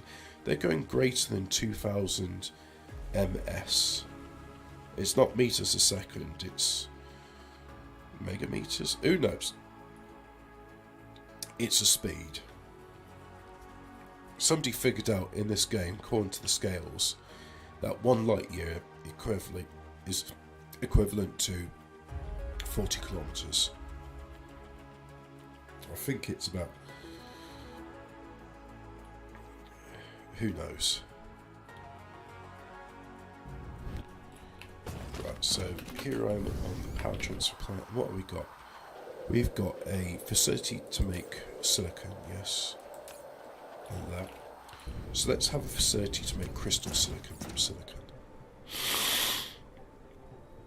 And is it this one?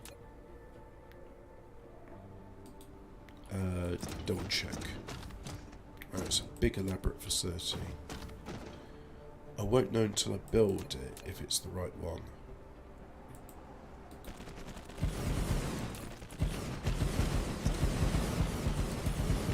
No, that's the advanced recipe, so this is no good for what we need, because we don't have access to fractal silicon.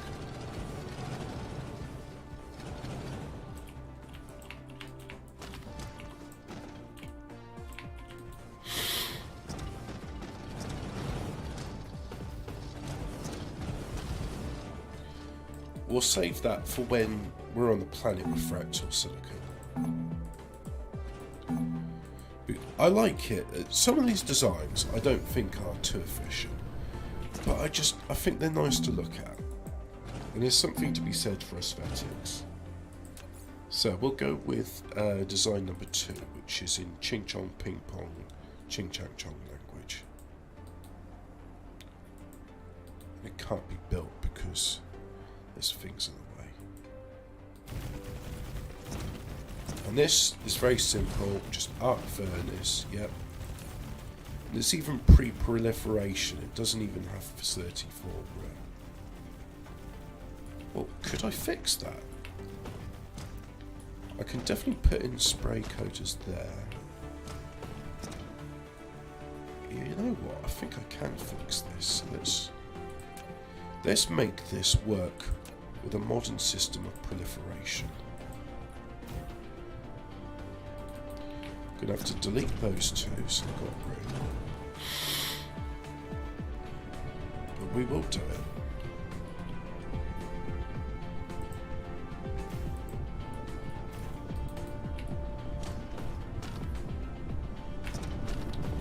Just gonna delete those two as well.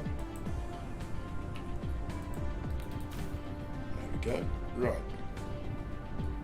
And then we'll need to put an additional power pole in there. So how am I going to hook all of this up?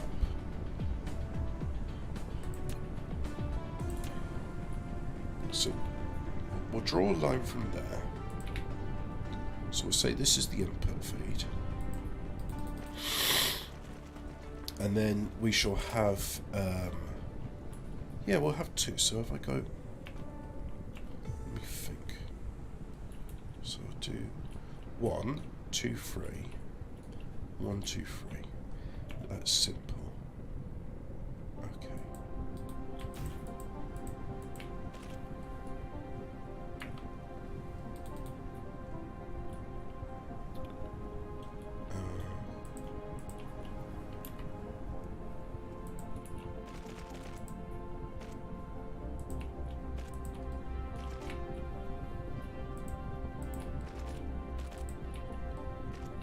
I mean, that's inelegant. I think we could do a bit better than that, can't we?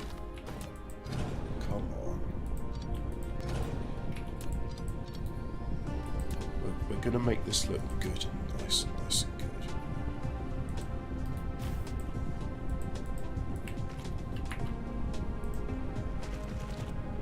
So there's 1.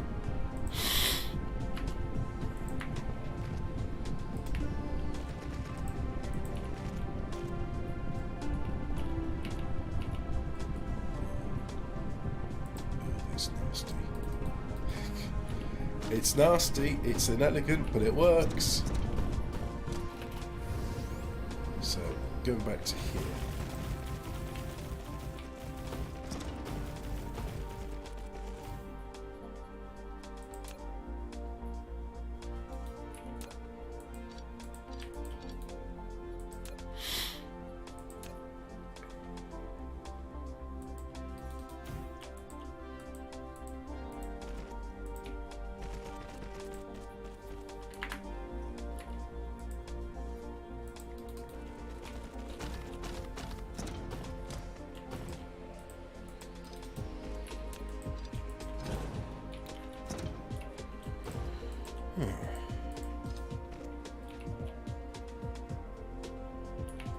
Dum dum dum dum dum.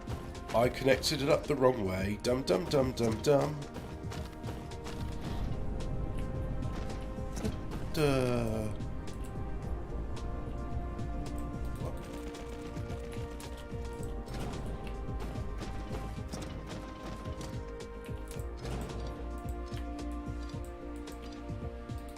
And this is where the OCD kicks in, dear viewer, where I try and make things align up as much as possible. So come, let us make this OCD so that things look nice and neat and they're orderly. There we go. And now, for some reason, I mean, look at this, like, nice blueprint, guy, but well, why don't you want to include the extra, you know, what's going on there? What's the idea, oh wise dragon of the East? You know, I'm trying to think of some respectful, you know, because they'd say, what, Sama or Senpai. Just trying to think what, like, would be a respectful moniker for the Chinese bloke who made this blueprint. Just said, you don't need to connect those. It's good enough. You know, this blueprint's good enough. That's what I like the Chinese, you know, because they do have that philosophy of bodge jobbing and paper mache, concrete blocks, tofu dreg houses. It's good enough. It's alright. Fire extinguishers which aren't connected to the water.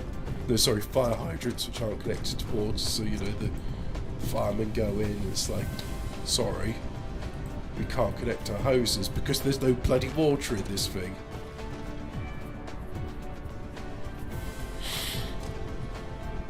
You know, I like the Chinese. They amuse me. So we'll do extra pro. Okay, so the default is extra props, which is what I want to do.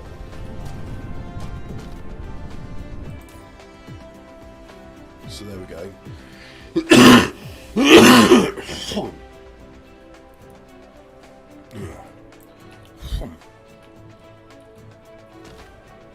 And like most people, no idea what automatic pilers do, so don't use them. So now we have crystal silicon, we have iron ingots, we need super magnetic rings, which I've said aren't going to be built here because they need iron, and this is not the planet for iron. So we shall go back to this planet here. Oh look, it's bloody hell, it's right next door. Well, the orbit's worked in our favour there. It's just like it's just sort of sneaked up. It's like, hello, you want to come onto this planet then? It's like, yes, well, satellites. So we'll come onto this planet and remind ourselves what we wanted to do here. Got a coal, got a diamond, got oil, got those facilities, which is a vast amount of hydrogen there, just not doing anything. So it won't produce graphene. So what do we do with that bottleneck? Because that's got all the deuterium it needs, and the deuterium's not going to be used for anything else as well. And again, like here, it's plenty of graphene there, so well, that's a good sign. And it is still producing carbon nanotubes, so that's good. Well, that's all good. I'm happy with that. That's doing its job. You've requested... Oh, yeah, that's right. Was it stone? Yes, that's right. I was going to double check to make sure this is exporting what I want. So we'll have stone. We'll have water. And that's it. Yeah. So let's make sure we're exporting stone and that, because they're going to be processed on other planets. We'll just say again, stone, water, 20,000, not 10,000, there we go. You're fine, you're busy. You're not busy, so again, stone, water, like so. There we are. Now, we've done that.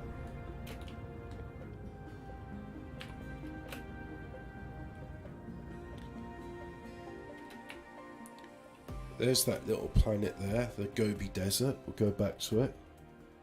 What's deuterium? Ah, I'm glad you asked. So, hydrogen has a number of radioactive isotopes.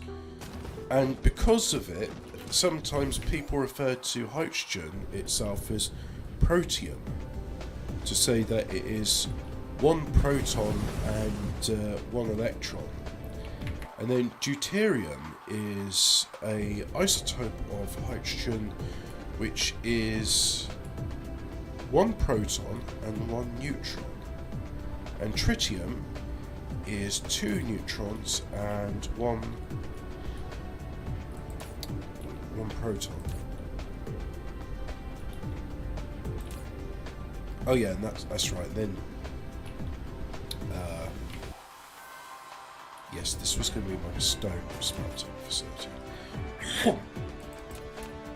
And the hydrogen is two protons and two neutrons.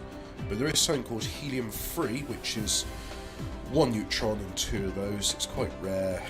And that could be used for something called aneutronic fusion, which will result in significantly less radiation. It can make much lighter fusion reactors. And rather than using it to just boil steam, you could directly harvest the electrons from it. So it'd be very useful.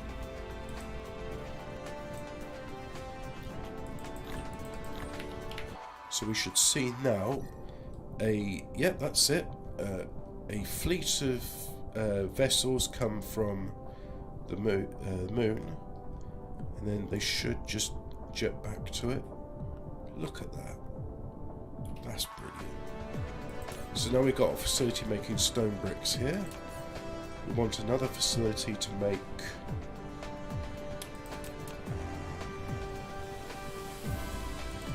glass. So we'll have one making glass. So, look at that, 4 gigawatts of power. At least when we're not energy poor on these planets. So we got a facility here making glass, and it's requesting perforators, which is really good. Just put all those back to maximum. We'll request some more to come in. Oh yeah, let's fill up with logistic vessels, like so. Here they again jetting back in from the moon. And one more. Look how fast they are. And you're going somewhere else. Ah, you're going to drop off some stone there. Right. So there we go. We got a facility and it's, proliferating. So we've got plenty of glass. And then I think what we're going to do is we're going to have... This is not the titanium planet. So we'll go to planet 4. Which is the one all the way over there. Which is 2.3 astronomical units away. This is going to take... it's going to take an ETA of 1 minute. Let's get the speed up to maximum. 40 seconds. Wow, I think we can tolerate 40 seconds, can't we?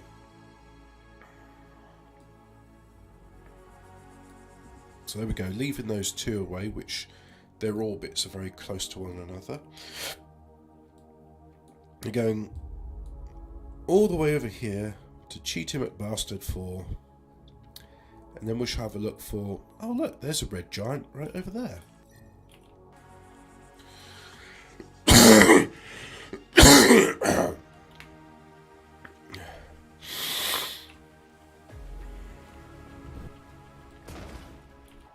So we are on the planet.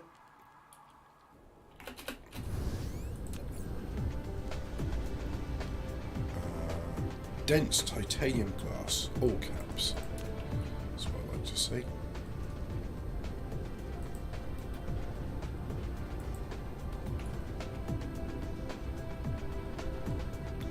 Social credit score go up because you work 669. Sorry, 996. You're do good, and CCP smile upon you. Are so good for China. This is my least favourite song amongst the list of songs. What they done do. It just, I find it a bit off-putting. Let's have a look at those. We should see a flurry of stuff come from the satellite because that's the only place with water.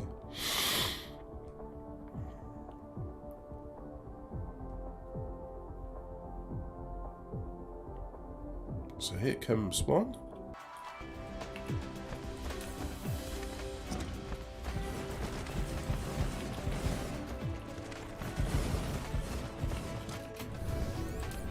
So it's got plenty of titanium. And it's got plenty of glass. It just needs the water to come. So here we go, here's the water. Now this has got frozen water in it, but unfortunately it cannot be melted. So the water has to be imported from off-planet. And there we go, water's being imported. There we go, so we've got titanium glass. When this glass is in a molten state, adding a certain proportion of titanium can greatly strengthen the glass and adapt to more intense environments. Which is nice. So, what's titanium glass used for? Because it's an intermediary product. So there's glass, yeah, which can be used to make prisms, which are nice. Used to make titanium glass. And titanium glass is used to make the plane filter. And the plane filter is used to make quantum chips as well as the plane smelter. So that's why we have titanium glass. It needs heat. Yeah, but for whatever reason, maybe they'll make it a feature and thing. Terraformation is not done in this because I would love to see it like you've got a lava planet, but then you've made a Dyson sphere around the star, so there's no more light getting there. I'd like to see it gradually cool down and solidify. But I think that's beyond the scope of this game. I mean, it's Dyson sphere program, it's not Terraformation program. Or Kerbal Space program for that matter. No, that doesn't go where I need it to go. Okay. So we've got a titanium glass, and I think we'll do a further... yes, because we will need prisms.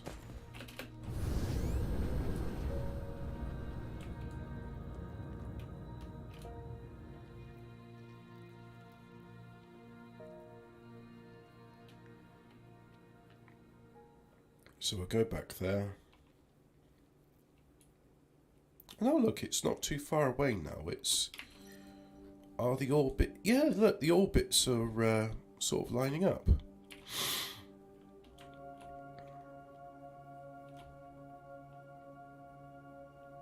Yes, it is like transparent aluminium from Star Trek 4, which, by the way, does exist. It's called clear sapphire. And I've seen it on some high-end watches. They use it as it's more scratch-resistant than glass. Which is not to be confused with Corning's Gorilla Glass. That is not clear sapphire. It's a different technology.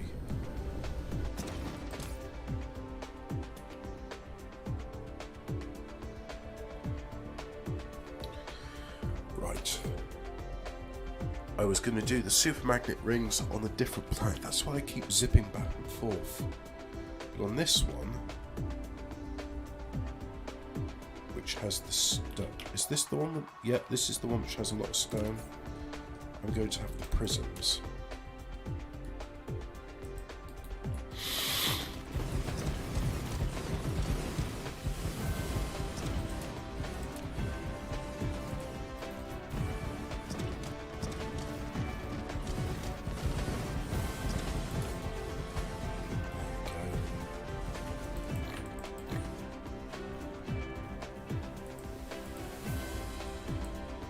Maximum power, and also you off so that we can go elsewhere. See, it started off with the distance to enable warp is 0.5 and warpers are required. I'm going to change that to 12 astronomical units because that means that if another planet is half an astronomical unit away, for example, that's more than, yeah, that's 0.6 AU away, and that's 1.98 AUs. It won't go to them. I mean, occasionally, when that lines up, it will go there, and there'd be a brief flurry of activity. But no, I'm not making space warpers, so I don't want to do that. Plus, my vessels are nice and fast, now that we're enjoying 60 FPS. So here we go. These are still red. Even though it's like 6,000, it wants it to be pass fair conditions. I mean, it's like, you know, nearly 7,000 items a minute, but apparently that's insufficient.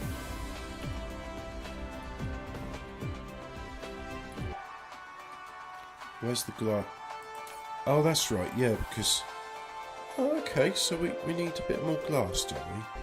Well, let's build another smelter for glass. Glass. Where are this?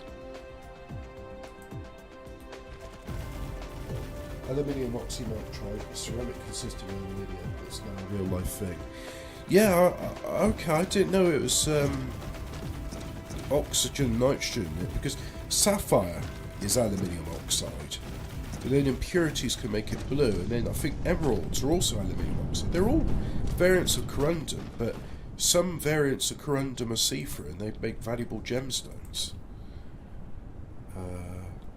Get rid of that, do that, do that, do that, and then remote demand for stone. Put in some logistic vessels like so.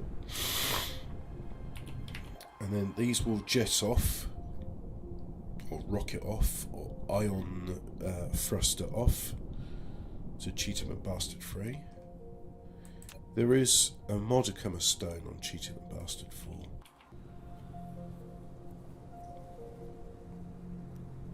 And yes, I believe Cheatham and Bastard 4 is only going to make super magnet rings. So let's just have a look. A super magnet ring needs magnets, energetic graphite, and green motors. Green motors need motors and magnetic coils, which means copper and that.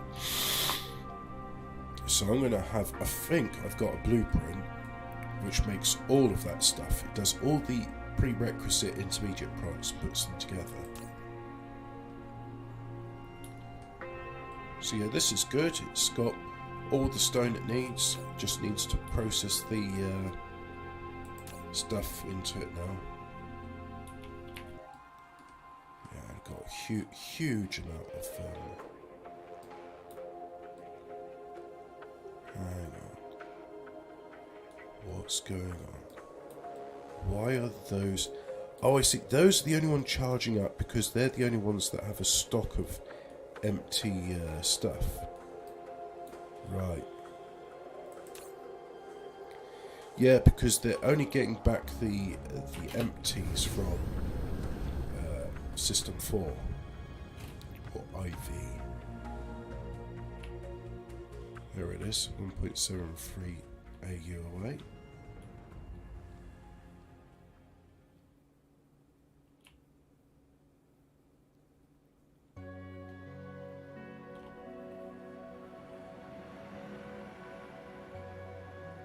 Oh, cool. I'll click on that link and have a look at it.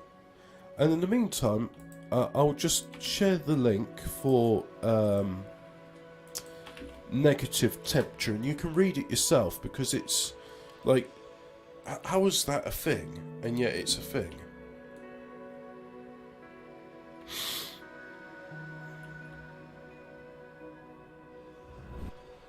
And if you're wondering, this avatar is called Tau Crisis Suit Commander. So that's the one I'm using in this playthrough.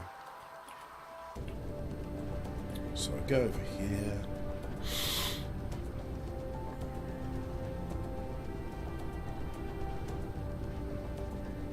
Just keep on flying. Eventually get there.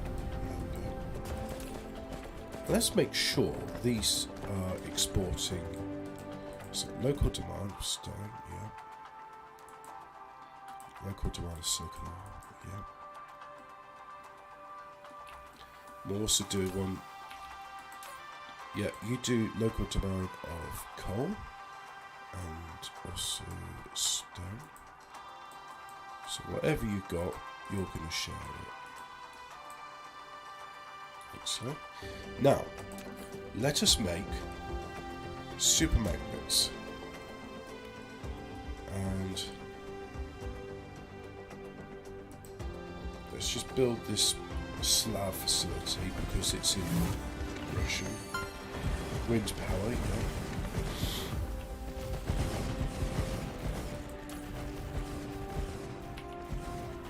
I immediately dislike it.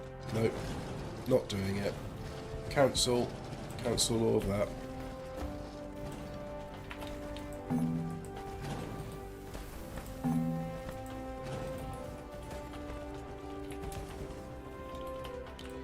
Don't like it.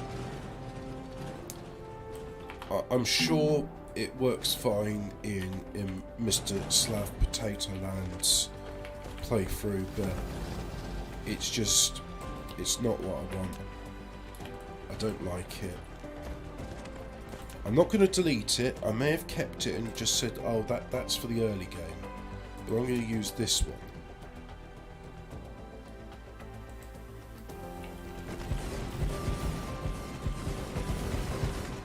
Yep.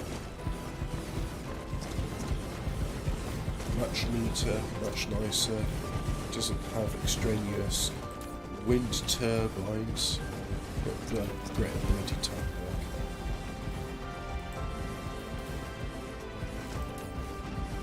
Bloody Greta Thunberg, she's my bête noire, she is.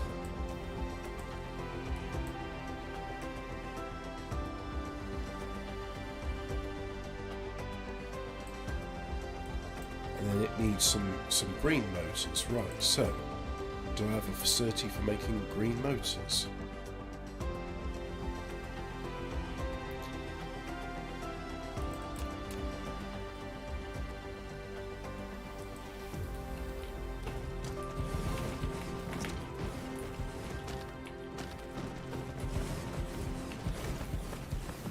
This does not have any proliferation.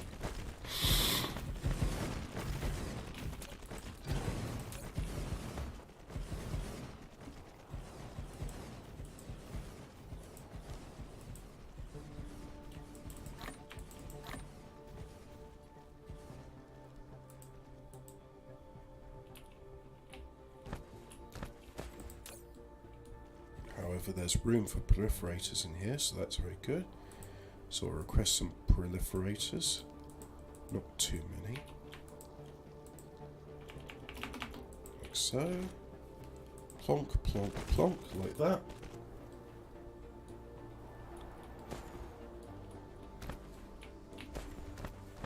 And yeah, this is making all the prerequisites needed for green motors. It's making electromagnetic coils, it's making motors. And if you can see here, we need motors and electromagnetic coils for electromagnetic turbines.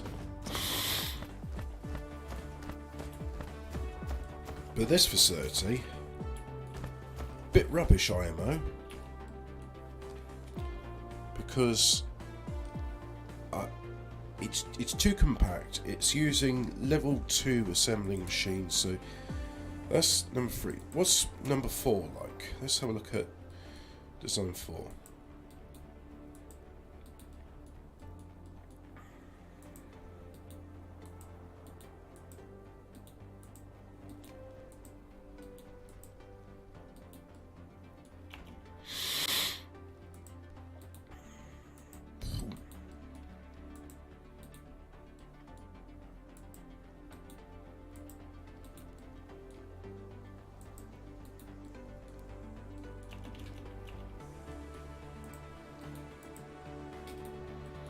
Great design. Doesn't bloody work. Can't put it in like that.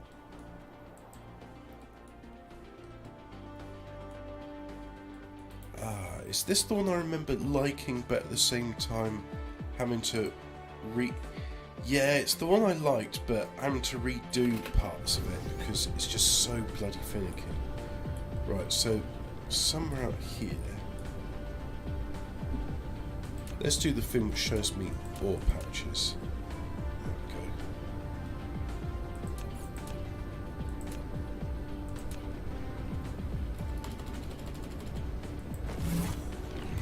go.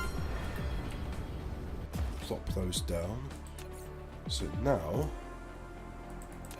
Super Magnet 4. What are you complaining about now? Oh, those. Oh, for fuck's sake.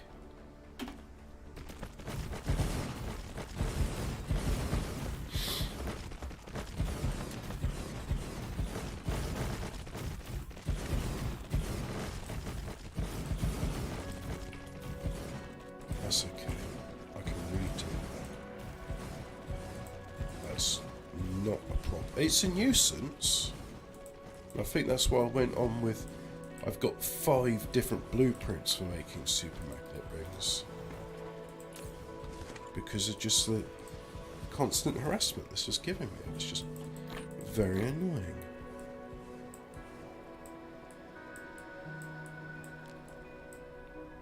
There we go.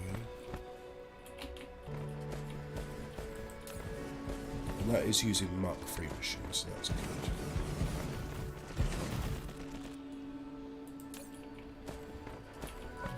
Demanding 1.3 gigawatts of power.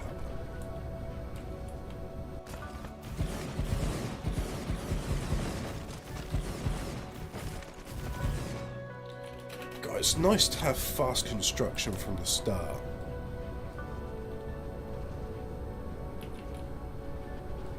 So now I've done that, this one here, bloody redundant it is. Let's just do local supply of both of these items.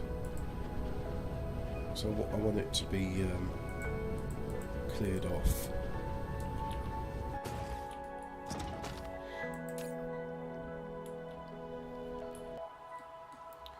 But that does mean super magnet rings will be going there to this one here, and it will be producing accumulators.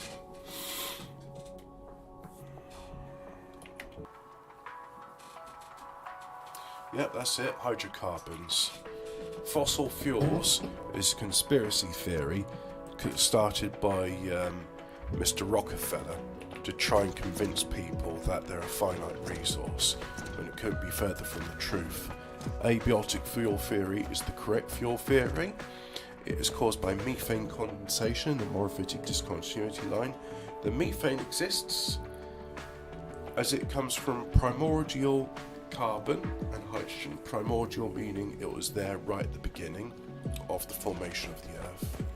The morphitic discontinuity line is an area of intense pressure and heat where all the gemstones are formed, and anybody who's anybody will tell you in order to make gemstones you need incredible pressure and heat, which is what you get at the Earth's mantle just underneath the crust, which is known as the morphitic discontinuity line. So let me put in moho magnetic.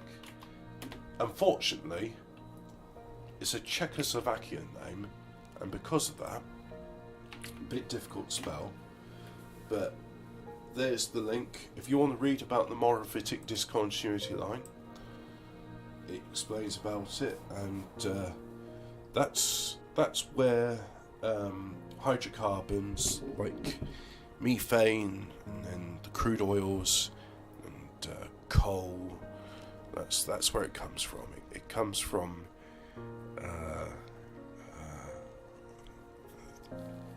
tectonic activity.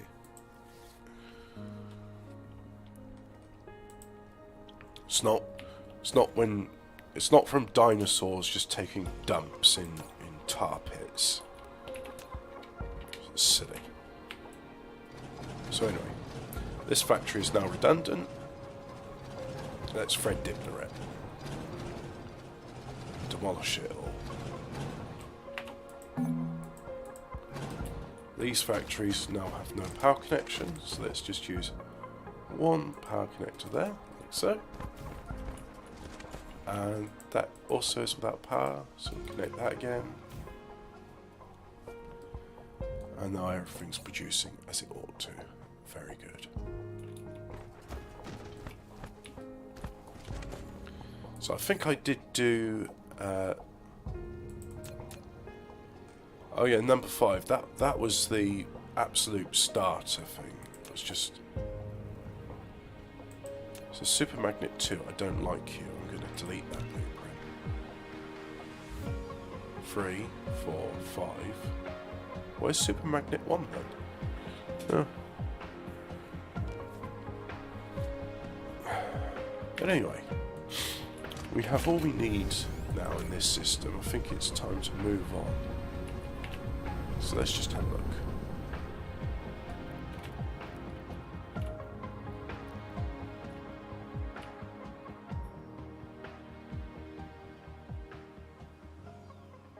There's the that system there.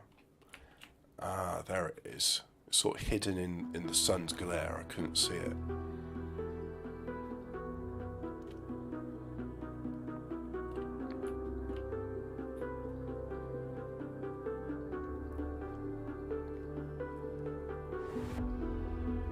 As you can see, the logistics vessels are not too busy. But then again, as I've maxed out the cargo carrying capacity, they don't need to be constantly shuttling back and forth. They're doing the job well. Ah, so this will be my factory. So there's the crystal silicon. We see here we have all we need, and they got this facility there. Yep. So this is intentional, right? It's a side load. I could put a splitter in it, but it's not necessary.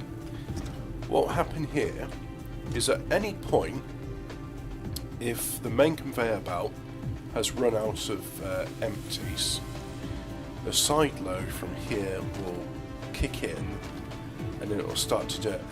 I think, because that's not many, is it? I think what we're going to do is we're going to squeeze that in there. This will be good, this will be. And what we'll do is we'll have a... We're going to have a buffer facility. So, all of the... This is going to be working continuously now. And it's going to be filling up this buffer. And so that way, if ever this goes empty for a long period of time, it doesn't matter because this buffer will run back until normal service resumes. I think that is very clever. So like I said, done most of what we need to in this system. We're going to magic ourselves some space warpers. So just go in here and magic it up. So let's go to another star system. Now, this one's right next door. Oh look, this has got a bunch of everything. So we're going to call this bunch. Oh I've got caps lock. Bunch of everything. Like so. Speaking of bunch of everything, I think it's time to start warming up my soup. Not soup, stir fry.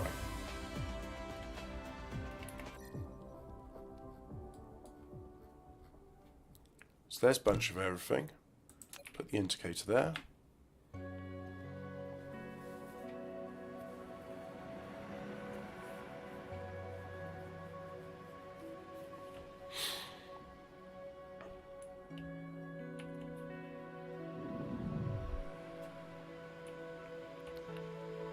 So the ETA to get there, 42 minutes. Let's warp it.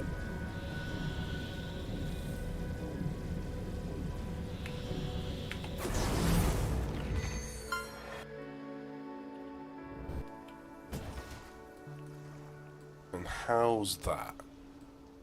Look where I've landed. This they've had a lot of fun with this. Ah, welcome to Anime Planet. This is Sailor Moon system. In fact, you know what? Sailor Moon.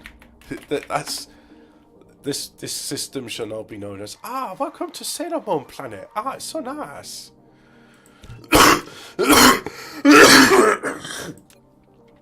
Take the indicator off. It's a beef and mushroom stir fry with some egg noodles. We're gonna have. Let's double check. Solar energy output is 75%. It's not much. It's just a red dwarf. So we are going to have. Well, it won't work, will it? Because if we try and do that, no, it won't work because we don't have space warpers. So. Let me just have a look.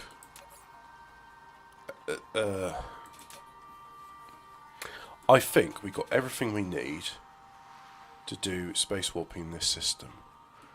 However, chew my lip to have a think.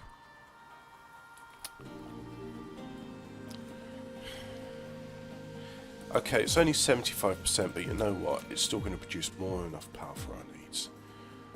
So put one in there. Yep. One down there. Like so.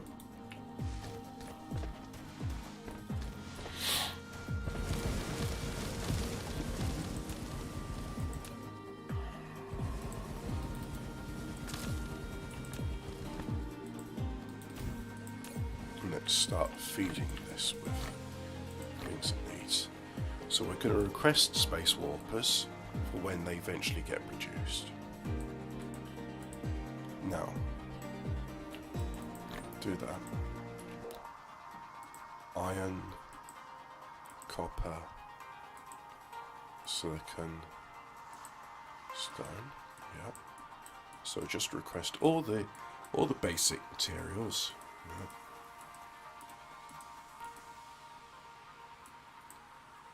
Actually, stone is a bunch of materials. It's not just one type, so calling that is inaccurate. Rah, rah, rah. Yes, it most certainly is. But anyway, none of this is producing what I need, so this one shall have water. Let's see. No titanium. Coal. Crude oil. And organic crystals, spiriform stalactite crystals. That's the one I wanted. So we'll just do that, do that, do that, do that, do that. There we go. Then put in the vessels. Yes, I would like to see your nuclear vessels. God, this rascal has to see nuclear vessels. Yes, but please show me where you keep nuclear fuel rods.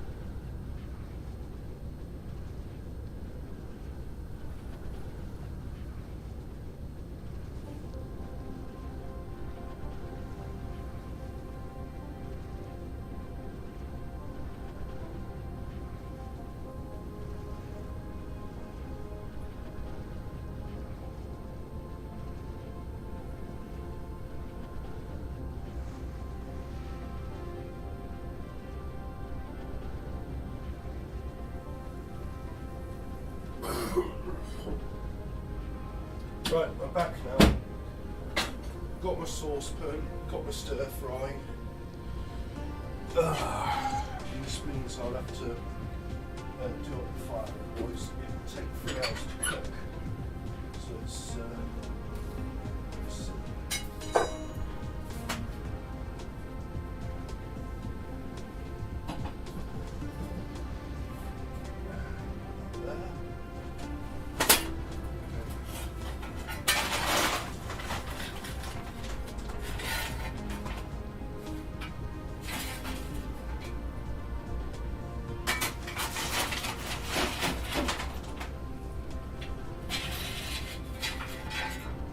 Now, you might be listening to this and thinking to yourself, oh, he's shoveling coal on the fire. No, dear viewers, it's not coal. It's Greta Thunberg's love nuggets. Because every time I burn it, she smiles.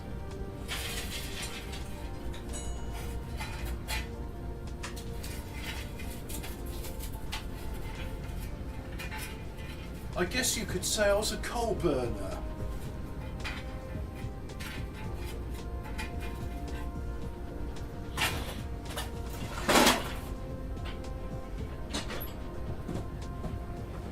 Yes.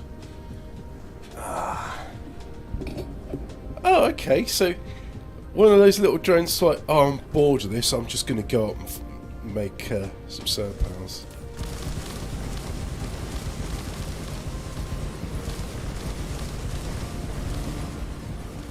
Now those aren't connected, so I do that, that'll just link those two together.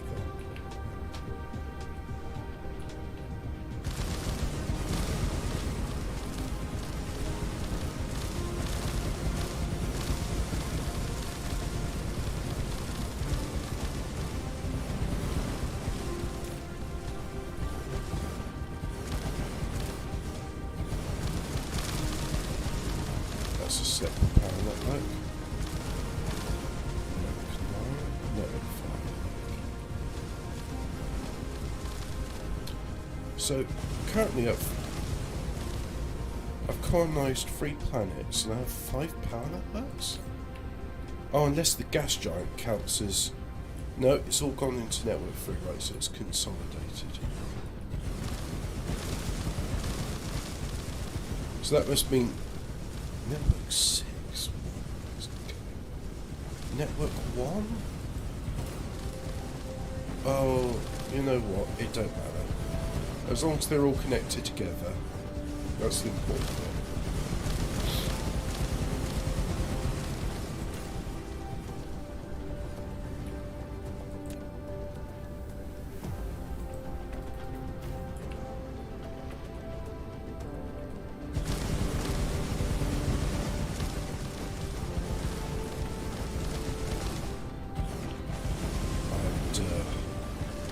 Some garlic, ginger milk, so I chop them up and put them all into it. I've got no sense of smell or taste at the moment, so brought some water.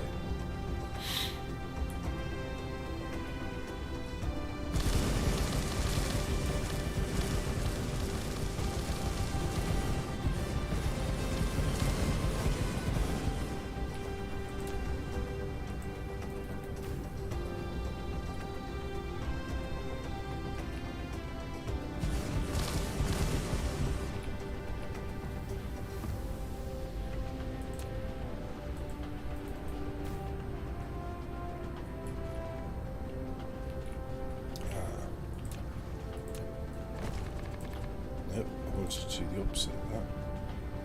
This is pink planet, so let's change the colour to... in fact, you know what? That's sort of pinkish. That's the colour I want. I'll use that.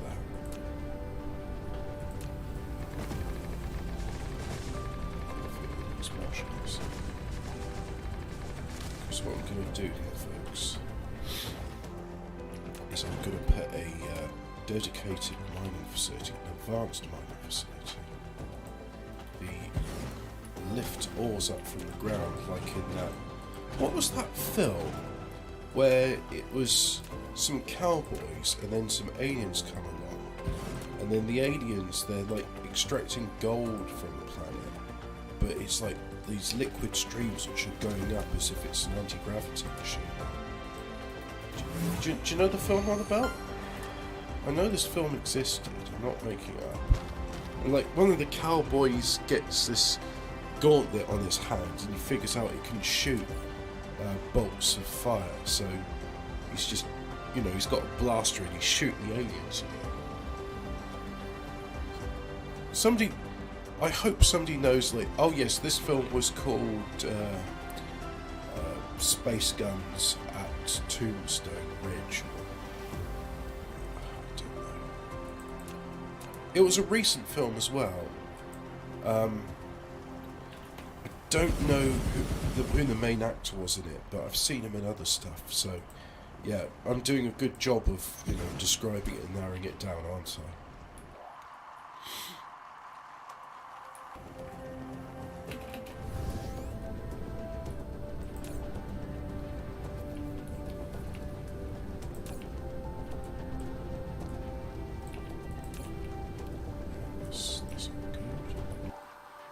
Go down to that side to make sure we do the same again.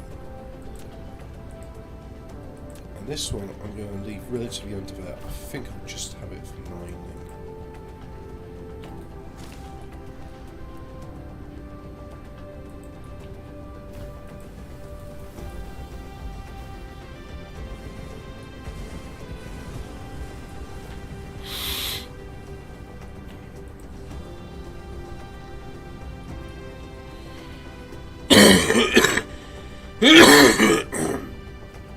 Oh yeah, excuse me. Very phlegmatic.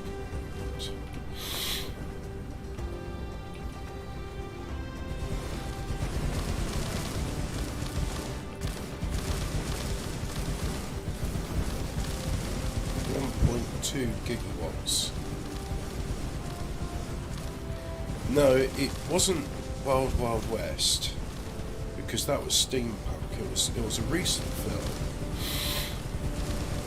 and like it's all Wild West, but there's aliens coming down, and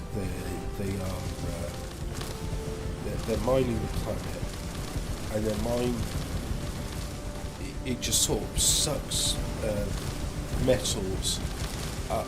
And they kind of flow up in like these shimmering streams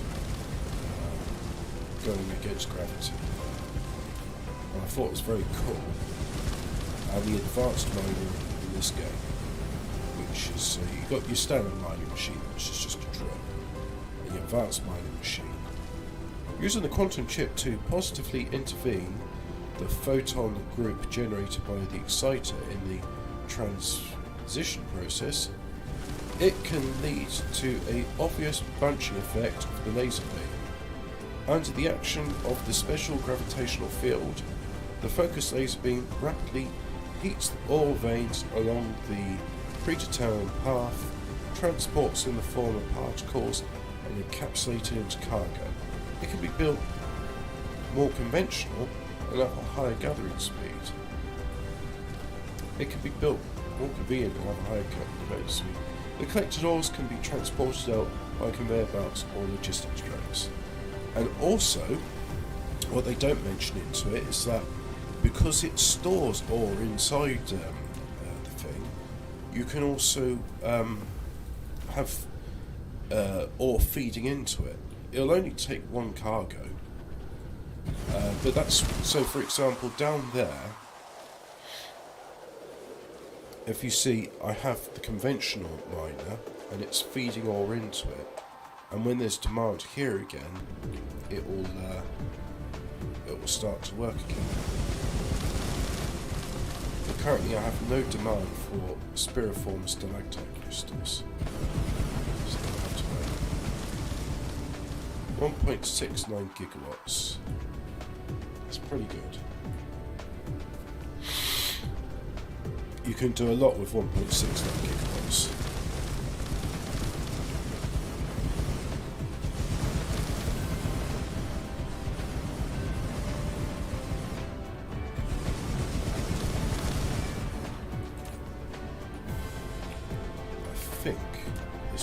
sip. So we'll do that. There we go. That's all interconnected.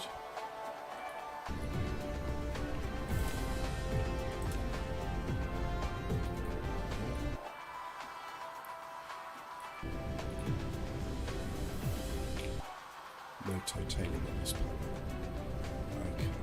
Hey, did you know you can build conveyor belt and sorter? Yes, thank you for that useful tip.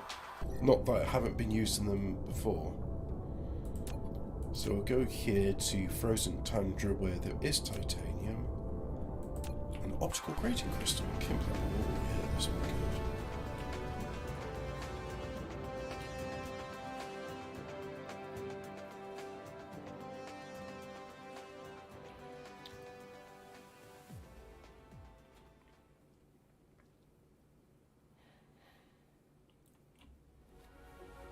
Cowboys and Aliens 2011.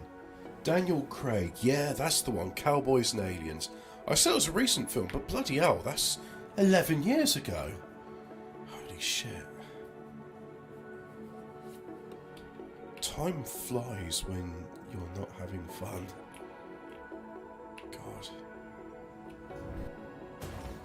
God. I must admit I am disquieted by how quickly time seems to be going these days. It doesn't feel right. It does not feel right. So we'll request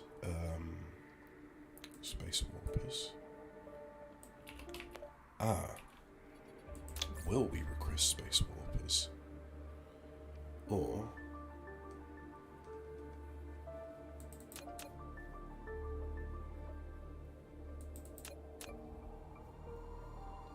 is this a facility? No, that's...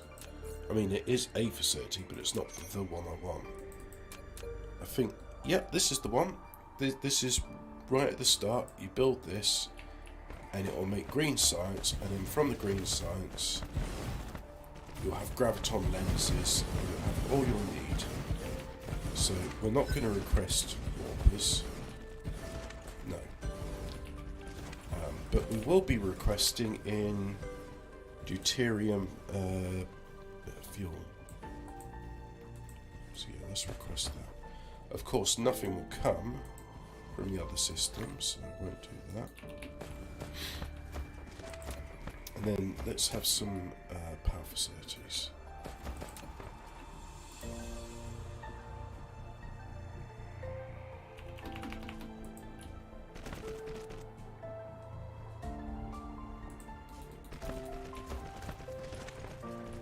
Ping pong ching chong, new planet you are on. Ching chong ping pong ping. Ping pong ching chong ching. And of course there's no power, so we can't even start these reactors, so we'll just kickstart one of them. There we go, fusion power.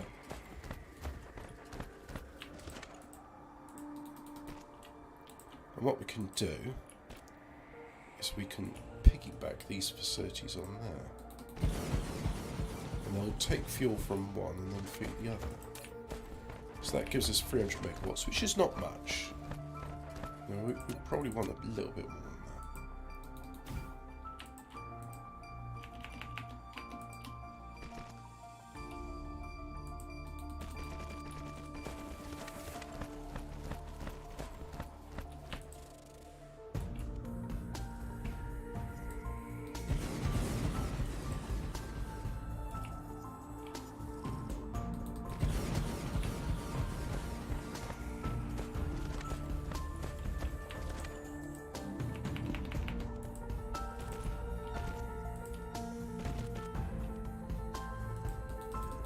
Making love to you, ching chong ping pong. Ping pong ching chang chong. Jing jong jing girl. Doesn't want to copy the... Now we had that problem last time when I was making the EM rail ejectors last night. It just didn't want to copy them. But anyway, that's all working now. So we got 840 megawatts, which is not vast, but it's not bad. It's quite good, isn't it?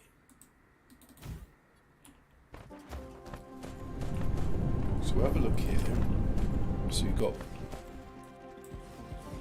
Now it's importing crude oil from Sailor Moon 1, that lovely, you know, beautiful planet with the strange pink stuff. And yep, got the first processor up. So the processor is being manufactured. We've got water being imported from that planet as well.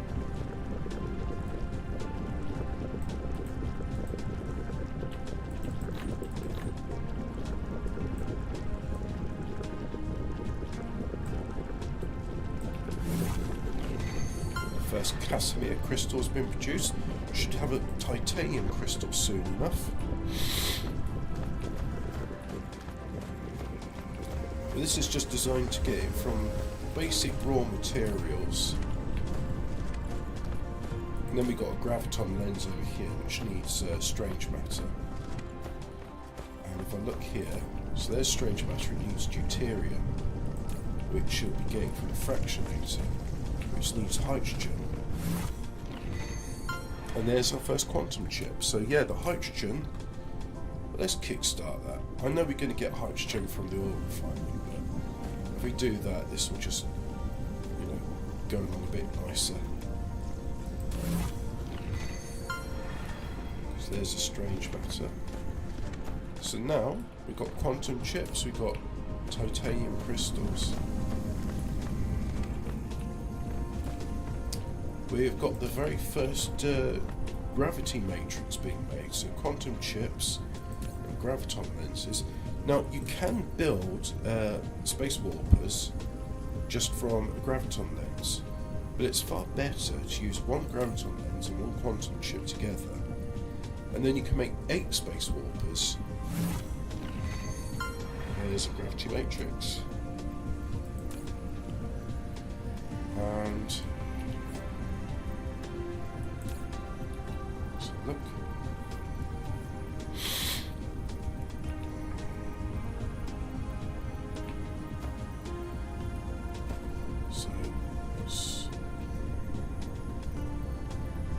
So yeah, right. So this is producing stuff. So let's just, you know, kickstart that on this. Give it a bit of what it wants. There we go. Now all of these are producing. So yeah, that's. And then we see the greens coming out. And this splitter is working as a filter. And the priority is to send all of this stuff back here. And then these are making as they should. And then, yep. We've got 48 space warpers in stock, so the transport range of the vessels, we'll make it 5 light years. You know, not vast, but because otherwise, I mean, this won't go hardly anywhere, will it? And then when it gets the first, so let's just say, oh, it's got its first consignment. There we go. So now they're going to zoom off, like, you know, some's going to zoom off there, and then these ones, off they go to this one here. And that one's not requesting any space warpers.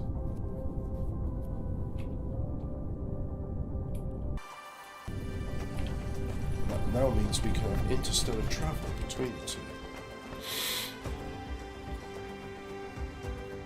Which means I can do this. Is that the one? Yeah, that's the big one.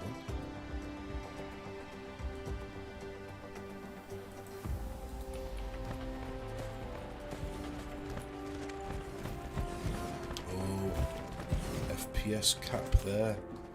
Bad. Bad. Babajoo. Bad. Bada.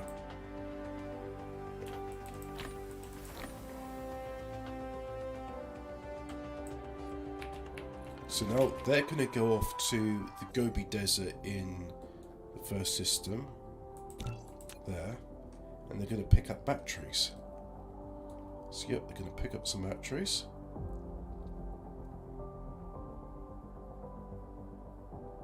Now they're loaded up with batteries, they're coming back.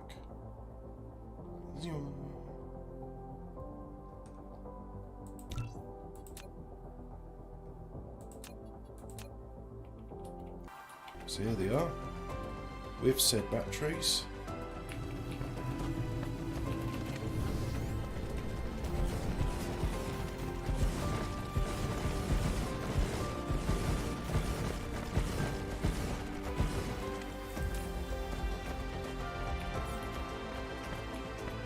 Alright. Now, let's go and collect those optical grating crystals there.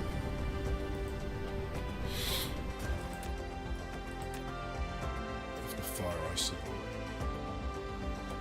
Even though we're collecting a fair bit of that from the gas giant in the first star system.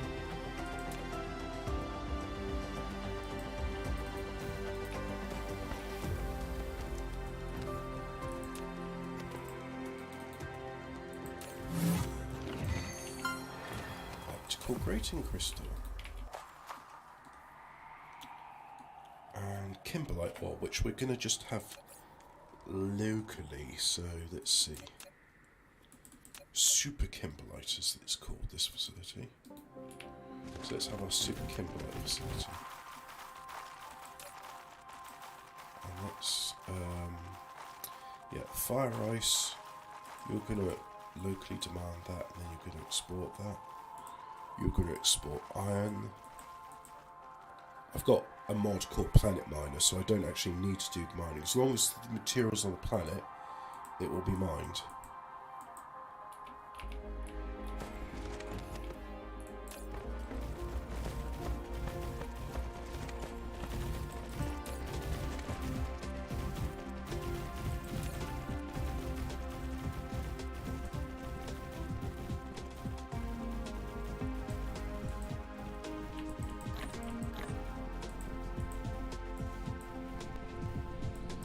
So, wrap those up, wrap that up. There we go.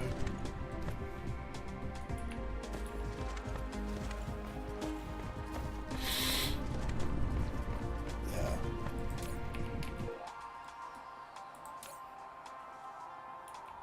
Now proliferator's coming.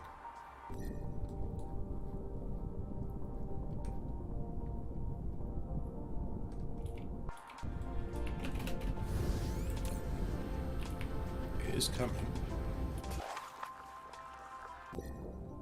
There it is.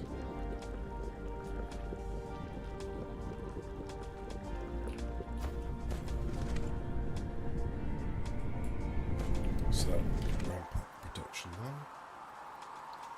Now, let's have a look at one of these. Casimir 2, I think it is.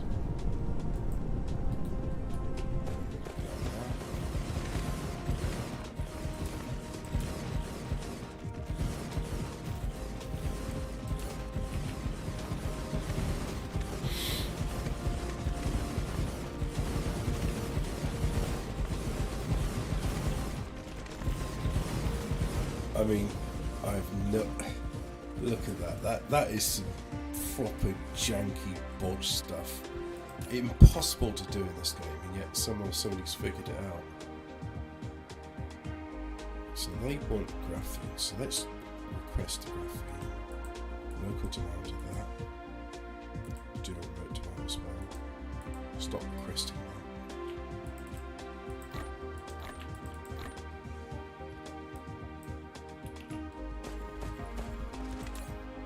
This is going to need hydrogen, obviously. Remote demand, local demand.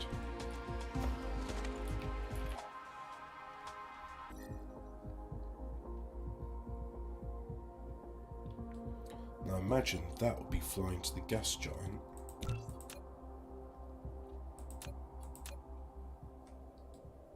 So yep, there it is. gonna go to one of the orbital collectors. It's gone to the orbital collector. It's now jetting back. So,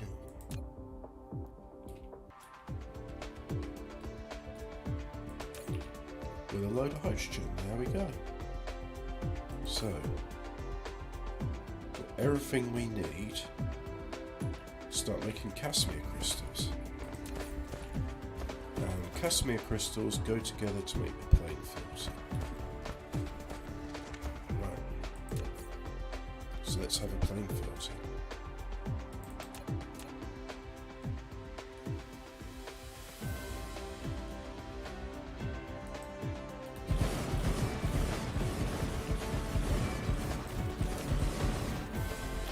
Satisfaction.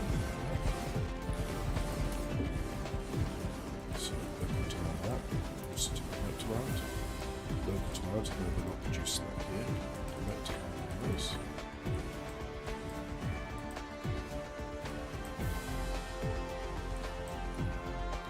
Let's have a look at that. 100% satisfaction. Just starting to use the batteries now because that's exceeding the maximum power. Fusion reactors can be used. So it's going to batteries as well.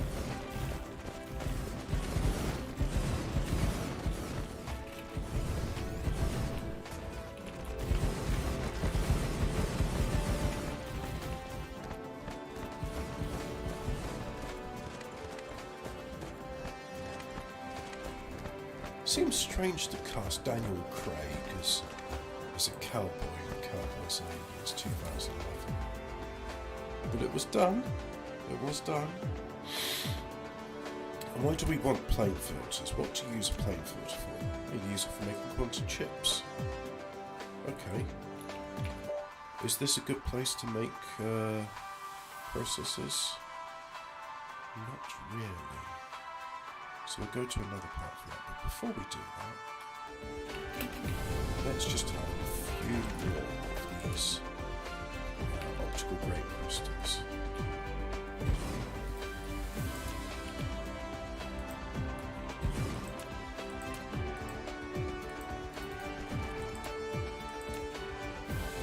We'll use the level 2 belt because, as you can see, that will it can cope with the traffic produced by one. So there we go. I've got one there, yeah. Ah, there's the kit library. Let's go and get that.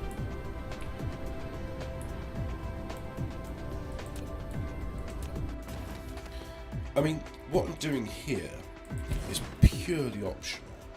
And the reason I say that is because with the Planet Miner mod, if you've got it low, if you have it on the planet and you set your interstellar logistics station to demand it, then it will work. It will work, and it will just start demanding it.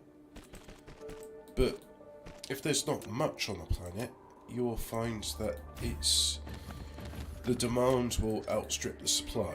So by doing some mining, you accelerate the process of extraction, and I like that. So what we'll do, so we'll connect this up. Okay. Let's go have a look at it. Yeah, we mined kimberlite ore first. So you see, just like Cowboys and Aliens, it's magically wafting it up particles of it. Then it's going to this magical glass panel, looks a bit like the light bridges in Halo. And it's just going into the facility. See that? It's just... No, that's cool. I like it. It's very, very nice. So we'll increase the... So gathering speed you can put 100%. But then, do you see here? It starts off at 3 megawatts, but if I go to 300% gathering speed, it's using 25 megawatts. That's nearly 10 times the power consumption for just 3 times the gather rate. But hey, you know, if you've got the power, might as well use it.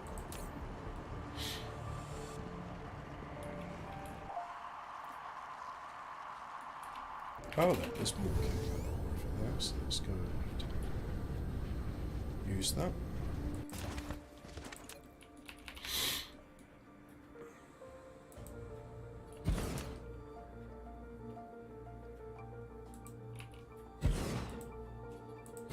We'll use a blue belt on this one, which is the high speed one. And that way I'll be able to cope with the output of the 2 conventional miners.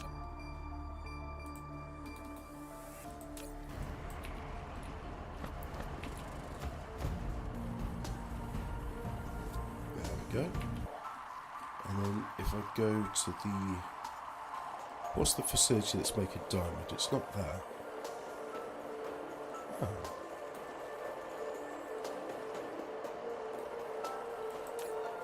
Oh, I see. The bottleneck is because of insufficient customer crystals. And that bottleneck is because of insufficient graphite. Well, let's have a local graphite facility, because that will also help the Casimir crystals with the production of hydrogen. Yes. So, mid proliferated sped up graphene. Look at that. Let's fly on over.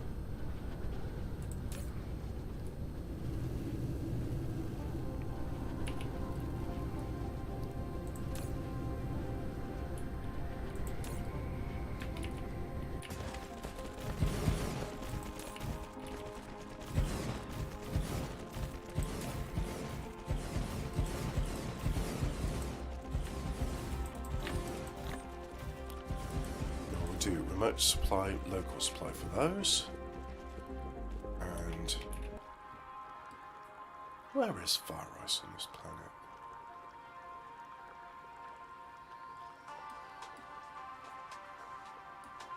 Of course I'm zoomed out, so they put a high pass filter on it. Oh look, there's the fire ice. There it is. So if I just say for the moment, just do that, and then there we go. They're gonna just do local. That's better. So producing the graphene, producing the other things, not too obscene. So let's just copy that, paste it another.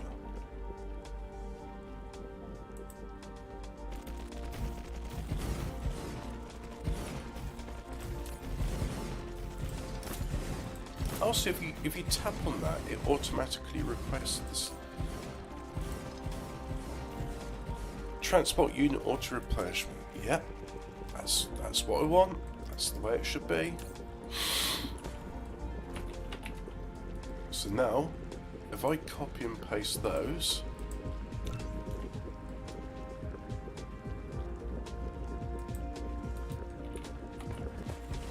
and hopefully that should automatically request the logistic vessels.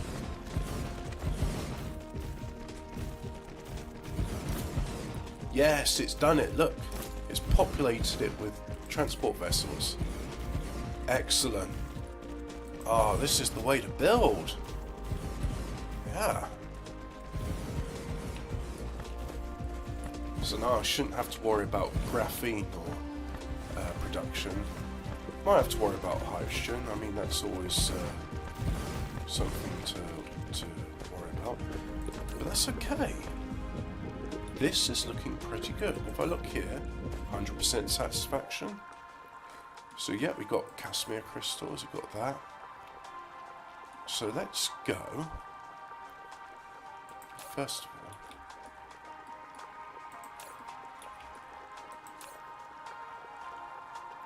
make sure we're exporting what we don't need. We'll export coal, so there's only a tiny bit of coal. So look, There's only like 9,000 here, so we'll make the stone for export. No, because I get a feeling that's going to be used there, isn't it? So won't have to bother with stone. But we'll say no, we're not bothering exploring kimberlite ore, so we're going to use it there. Silicon, yep. Copper, yep.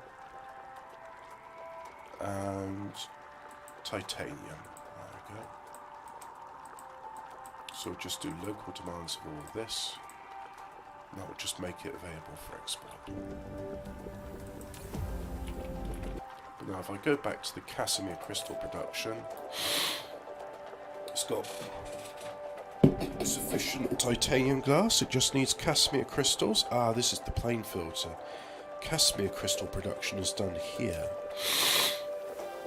And it's got sufficient of everything. So it's just a matter of, it's got to feed it all in. Ah. Where do the proliferators come in? Because it's not being proliferated.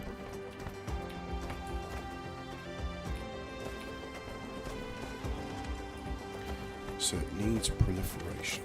Right. That's not requesting proliferators either. Oh dear, a suboptimal design? We can't have that in the year of our Lord 2022, Anno Domini. So it's all coming in there. So in which case, if I just do that, like so, and then we shall have item 4, and then go there. Oh no, we've got one stacked on top of another. That's not what we wanted.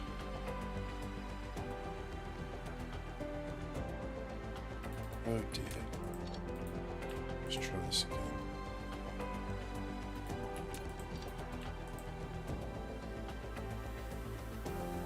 Why is you not working? Or why is you being silly? What you get?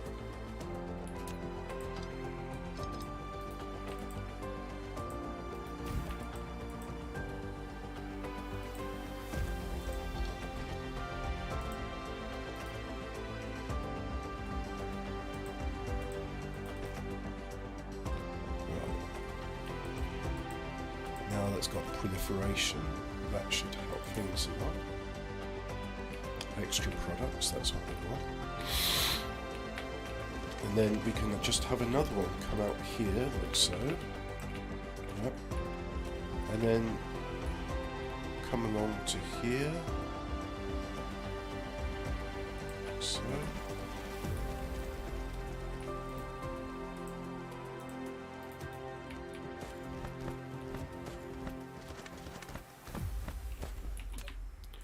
And now this is proliferated. Look at that. So it goes there, round and up, and then goodness knows what this is absurd, but that's breaking. That's got to be like a war crime or something. That geometry is non-Lucidian. Yes. H.P. Lovecraft would not be proud. Be like, that's not on, that is. That's diabolical. Oh no, you'd say that's Gaphonic? Yeah, I think that's the word he was fond of. No, don't make it look spy, dickhead. That's a right demand. Yeah, local supply right demand, that's the way to go. Right, so we've done a fair bit there. And this is all building the foundation, because we're not even at the stage of have we got enough stuff for building. Not at that stage yet. So I do eventually want to build a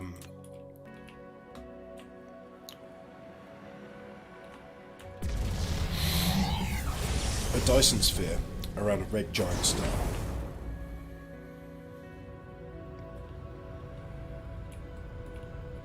But before we do that, we need to build up the foundation, because you need all sorts of stuff to... You can't just go straight into it. I mean, you need materials to do it all. We're going to need a lot of titanium alloy, so I need to go to a volcanic ash planet where there's lakes of sulfuric acid. And that way I can just extract sulfuric acid from the surface and use it for making titanium alloy.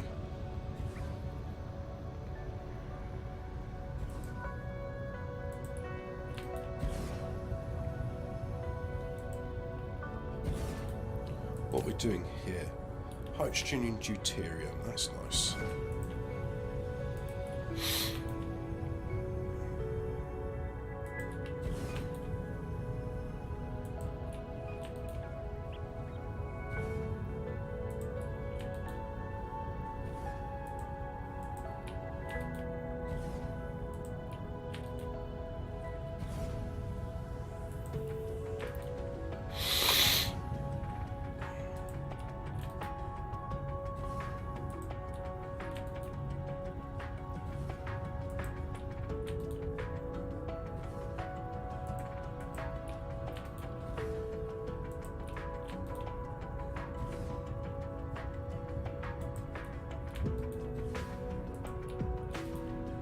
Looks a bit like Jupiter, this cloud layer.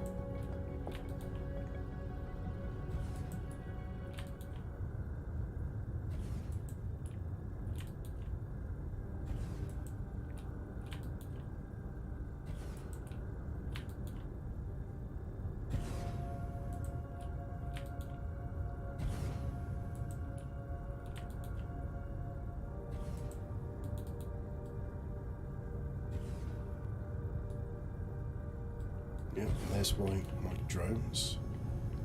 Well, they're gonna have to fly out to get onto me.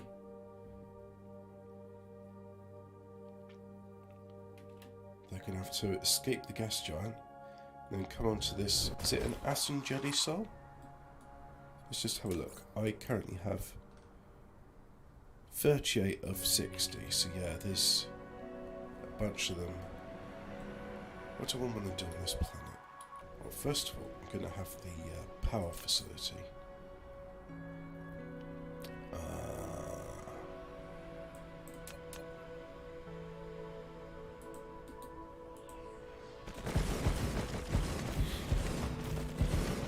Hey, look, there they are.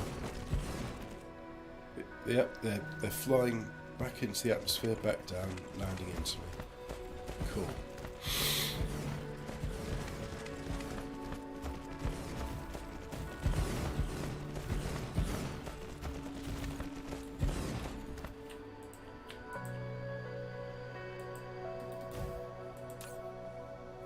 So don't need to request those. Yep, do request those.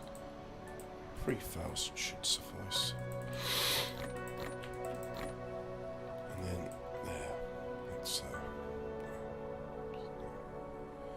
now just gotta wait. Gotta wait for the things to come through. Ah, there's fractal silicon here. Excellent.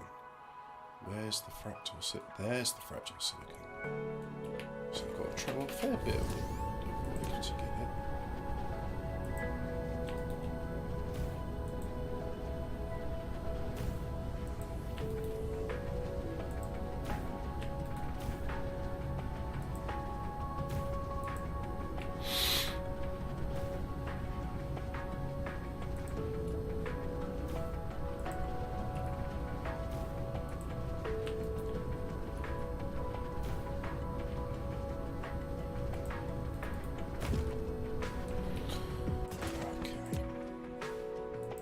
How's that cooking coming along?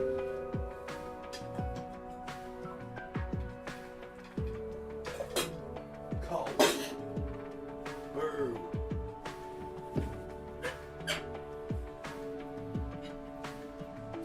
It's a very lackluster fire.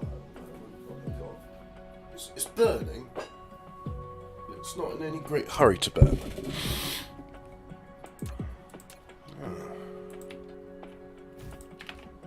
Is it somebody I like?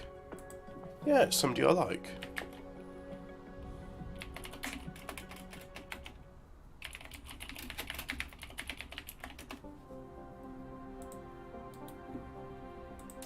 That's good.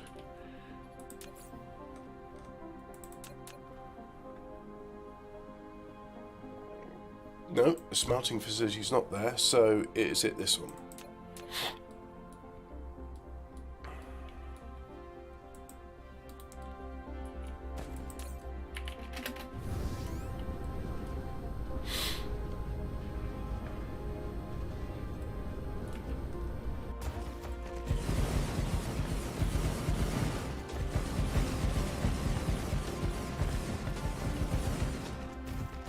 Add more coal. Yes, that's the right idea. Add more coal. I will be putting another log on it for quicker combustion.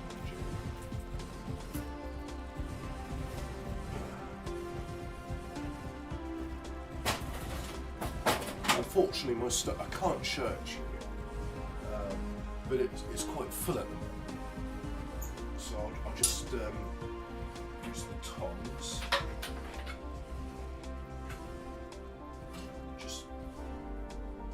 Carefully pick up. Oops. Oh bugger. Oh, I need to fix that somehow.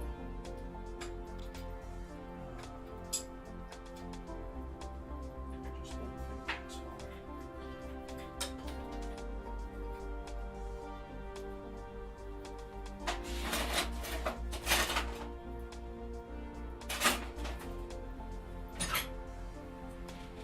Right. So, remote demand, local supply, like that, put that there, put that there, make that maximum, and local demand, no, maximum. Why do people do that with their designs? That's stupid. Oh, I'm going to limit the transportation list to 1 light year.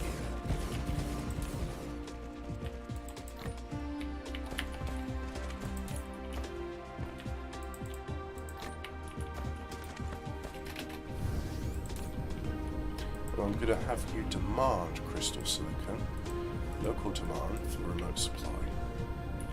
Yep. Oh yeah, I've got to press that button. That's a much easier way of doing it. There we go. I've got to get in the habit of using that because that's the way to do it.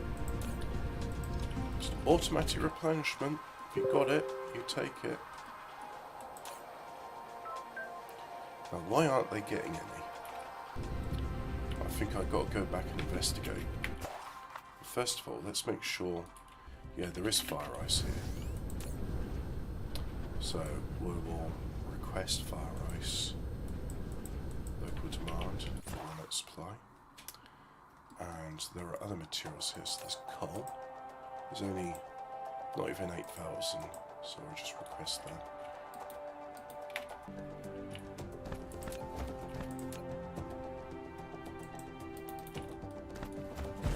This one, not putting any drones in there, just putting in vessels. So this is just going to go interstellar. So, iron, copper, silicon, titanium, and stone. There we go.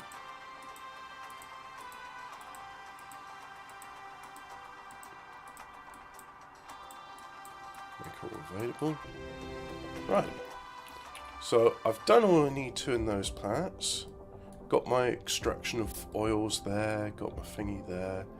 So let's go back to, oh look at this, we've got a little star cluster there, I quite like that. Oh, loading Milky Way view. Scanning Milky Way. This is the Type 3 civilization view. So once we have our Type 2, the next part is Type 3, where you harvest the power generation capacity of a of a thing. So there's all my previous games. You know, there's 519 gigawatts, 163, 329, 93, 182. Ching Chong Ping Pong 1.24. And that's the current one I'm playing, so data acquisition failed, please try again. So if I go back to, that's the one.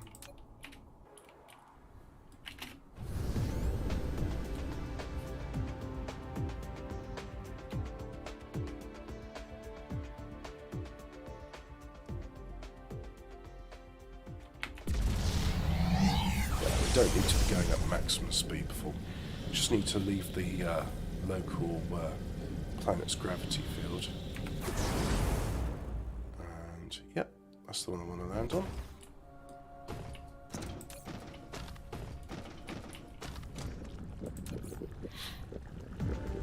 So let's double up on stuff. We'll have more oiled hydrogen.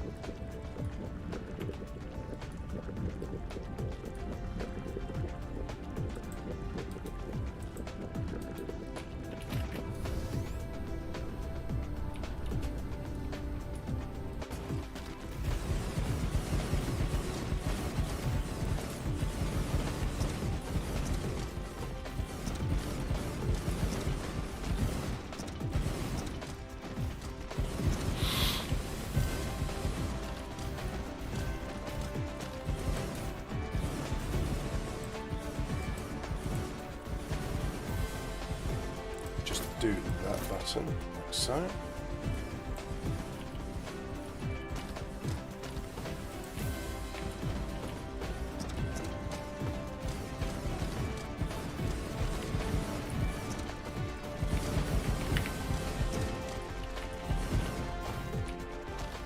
There we go. So now we've got plenty of oil coming in, and then these products go over here. So the excess hydrogen comes here. And let's see what's happening. So it needs refined oil. So the refined oil's going in there. Let's just put all these at maximum. And then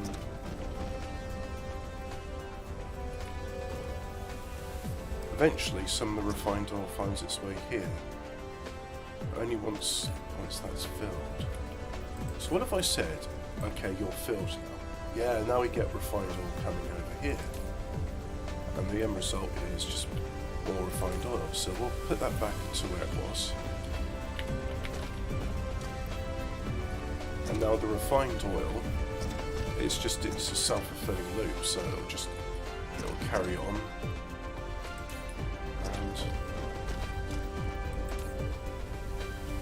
Oh no, it won't, because the end result products are... so it does need refined oil. Okay. So this will just... Well, in that case, just wait patiently, yeah, just gets to a certain point. Once it's filled it, you get your refined oil comes through. So like if I go to this one over here...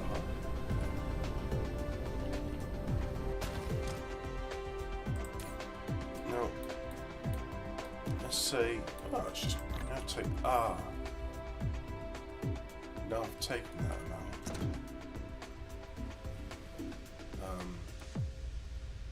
Yeah, the refined oil's coming. There's no refined oil coming there. Yeah, because it's all going back in. Ah, right. So let's put that refined oil back in place. And now the refined oil is going to the next level of refining, and that's just got maximum hydrogen. Yep. Maximum hydrogen. Oh, and we might as well just to no, it's under fuel cells, isn't it?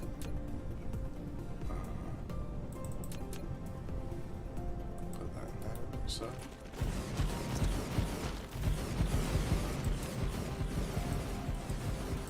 We'll have those instead.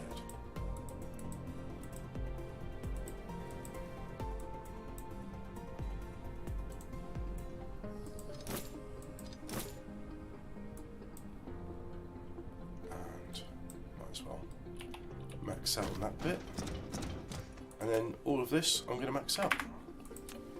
So make the upgrade thingy bigger, like so.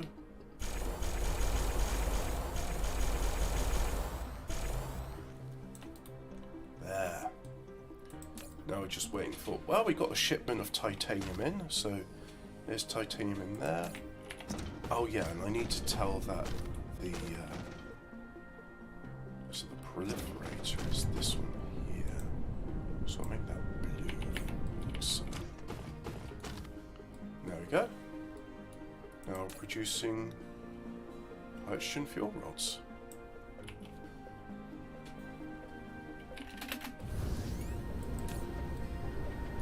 Okay, cool. So now they've got the maximum of the refined oil in there. The refined oil, instead of going to fill up this, will now go instead to fill up the second stage refiners. That's very good. Yep. And the excess products will just go back in here. So we've done that. I want more deuterium fractionation. Do I stick it in there? No, it's complaining about saying collide with other objects.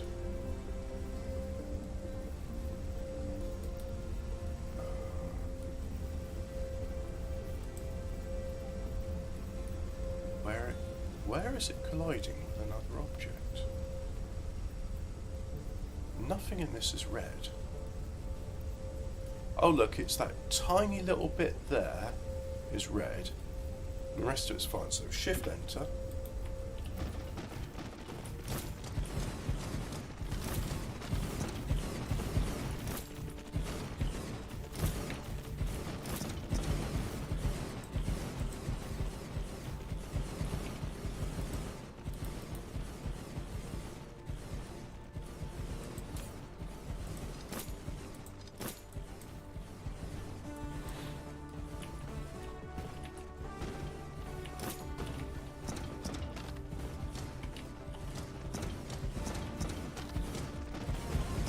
Oh, and the frame rate's gone to 27 frames a second. Oh dear. It's already with 2 star systems and what I want to describe as a moderate factory. We saw. Oh, okay. The frame rate count's gone again. So it must just be temporary when plotting down new factories.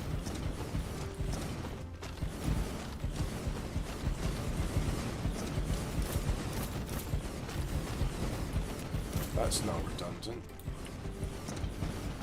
So I'll delete that transmission tower, it's not needed. There we go.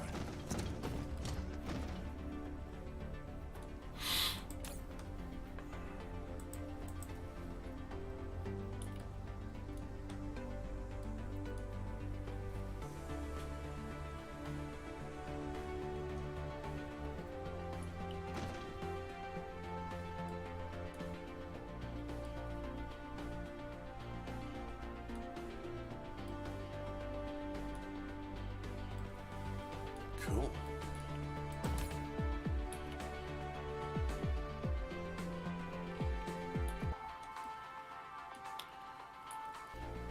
So we've got deuterium.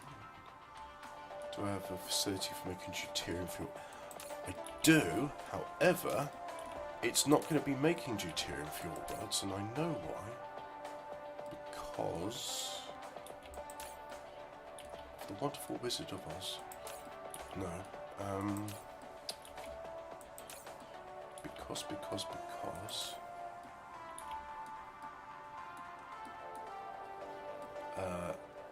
That's right.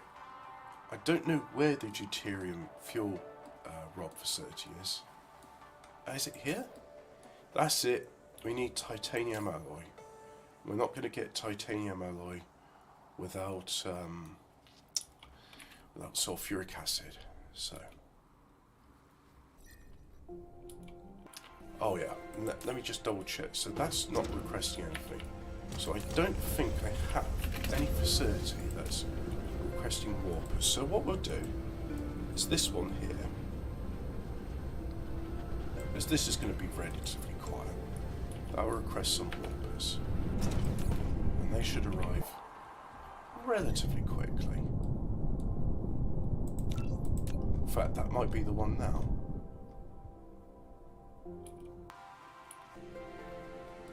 No, it's going to that one there. But the warpers have come. So now the warpers have come. They're being distributed to all the interstellar logistics stations, which means this will now be able to do interstellar jumps. So it'll now be able to claim oil from Sailor Moon 1. It'll be able to claim hydrogen and deuterium from Sailor Moon 3, which is the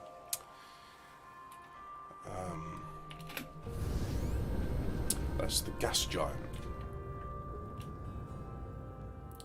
Right.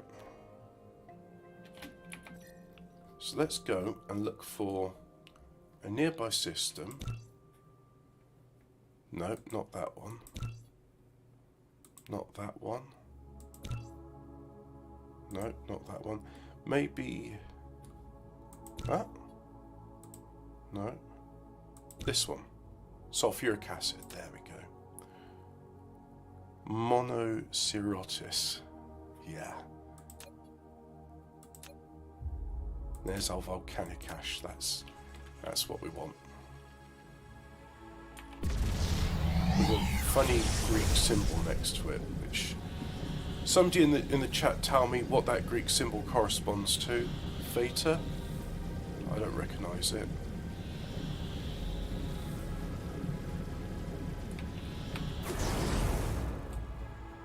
Here we are in a white dwarf system.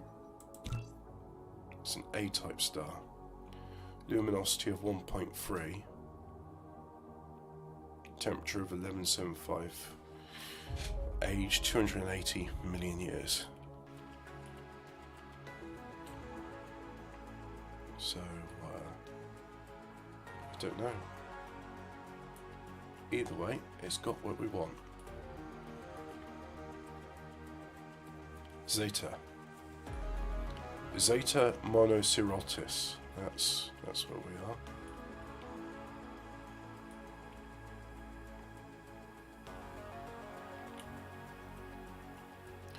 You know what? Just as a callback to previously, instead of it being known as Zeta Monocerotis, this system should be known as Cowboys and Aliens 2011.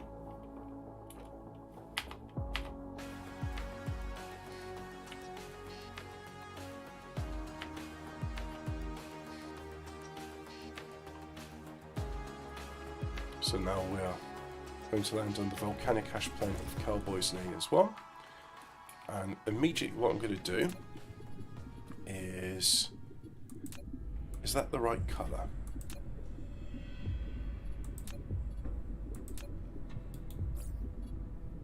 Yep, I think it is. That's about as white as one can get. So bury all the veins, yep. And now bulldoze the planet. Ah, look at this. It's the Unity engine default view.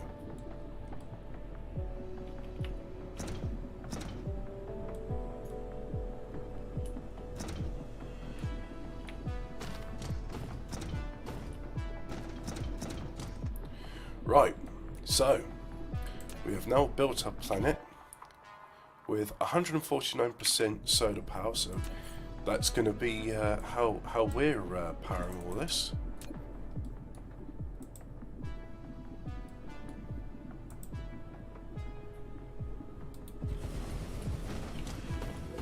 And then we want a titanium alloy facility, so that's the one which builds it from raw material. Oh my god, look at that! Is a Leviathan of a blueprint. Enormous.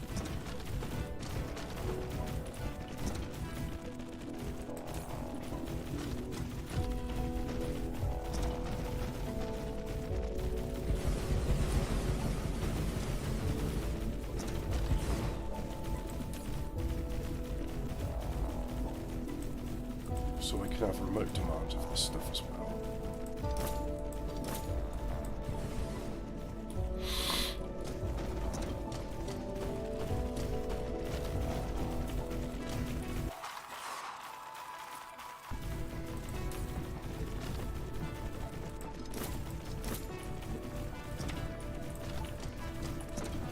Yeah. Just bring it on in. And that's going to be making the prerequisites for titanium alloy, so it's going to be making titanium and steel, but only available for local supply. We don't want this to export off-system, or off-planet, I should say. It's exclusively for us to understand. And that's going to make sure we can power all of this.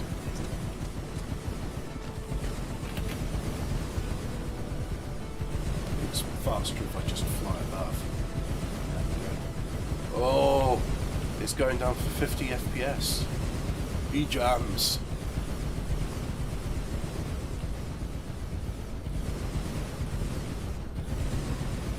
E-jams.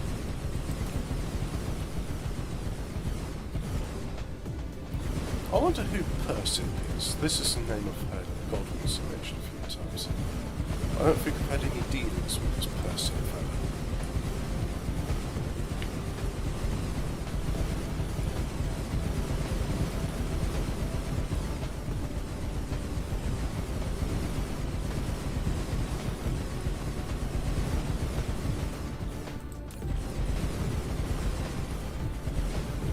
Oh, that's it. The fire's picking up now. Good. Currently 24 degrees in my room, but I'm hungry, so I feel cold at 24 degrees.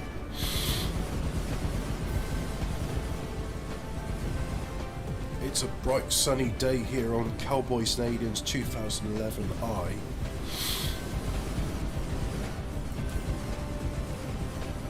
I'm going to rename this planet Titanium Alloy Foundry 1. I.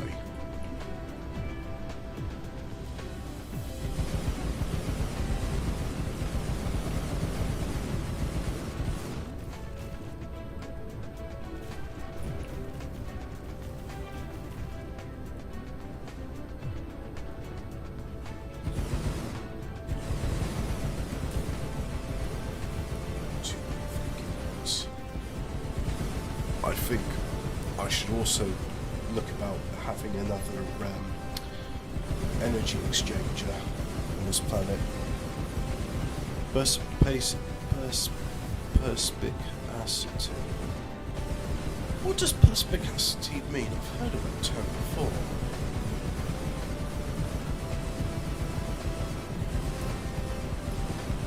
Nothing like being parsimonious, I imagine. Which I know means miserly, but there was believe it or not, I want Radio 4s to do these things like radio plays. And some of them are funny. Like the parody of Charles Dickens' Great Expectations of Bleak House called Bleak Expectations, which featured he was going on, it's like a autobiography of his life. He had this guy, so he talked about his early life, how he was an orphan, unaware of the vast fortune he had to inherit.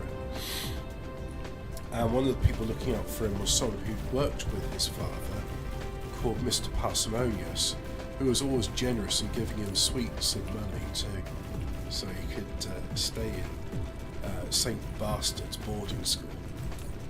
Bleak Expectations is genuinely funny, which is quite sad because it doesn't fly in modern Radio 4 or rest of bastard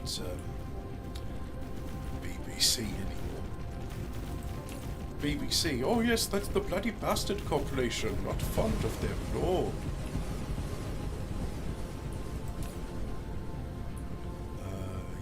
Think of your mother, Brutus. Yes, I think of your mother, Brutus. Oh, you bloody bastard Bentrod. Think of your mother. What would she say, Brutus?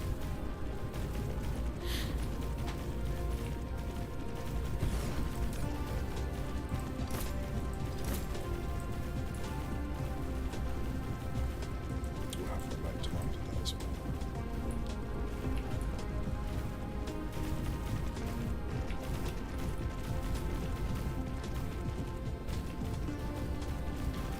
Can hear the induction cores on the graphics card starting to flicker out, so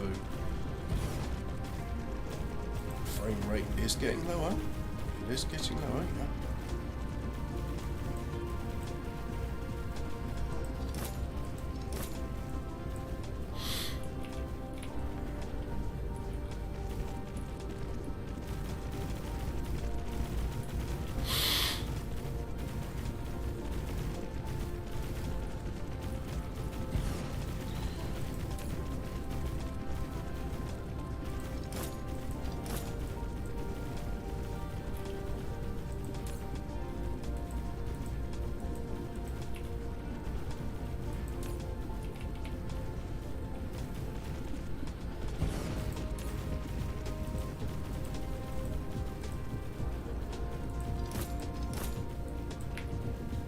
So look at the power demand now. It's demanding 1.4 gigawatts and it's providing 2.6 gigawatts. That's very good. So almost got this filled out.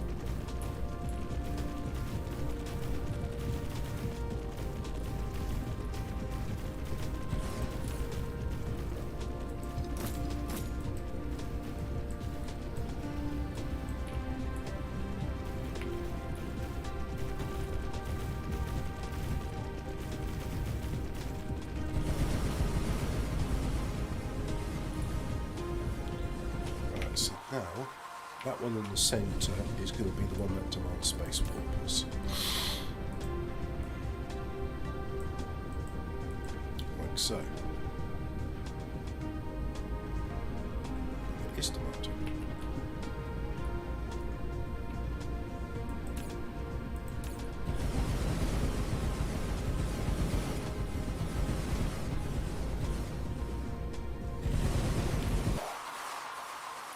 There's wind on this planet, it has an atmosphere.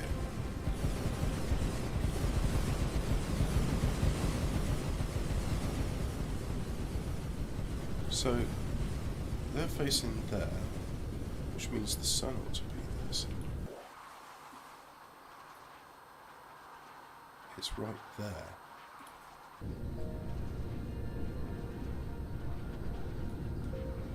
Yep, okay. Makes sense.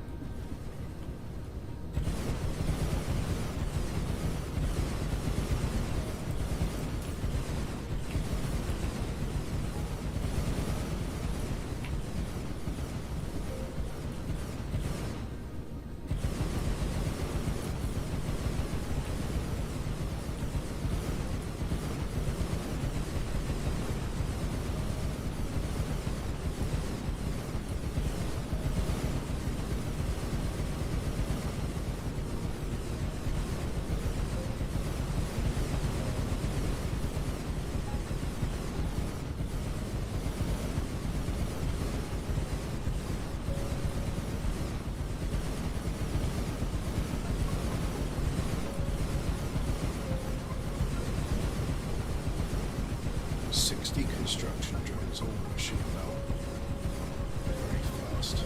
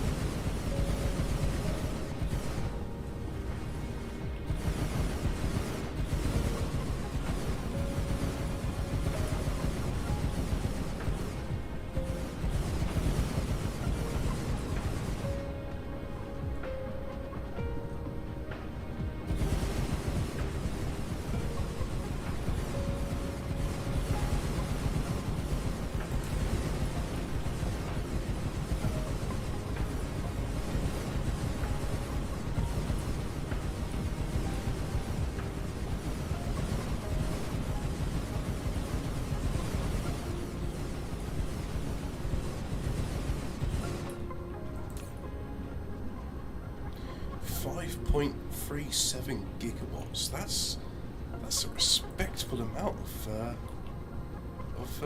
yeah, that is a respectable amount of power. Unlimited power. So now let's have the power balance. Oh yeah, I like that. Which is just this ridiculous thing that makes no sense to me. You know what? I'm not going to use that. I'm going to go Dyson Sphering programs.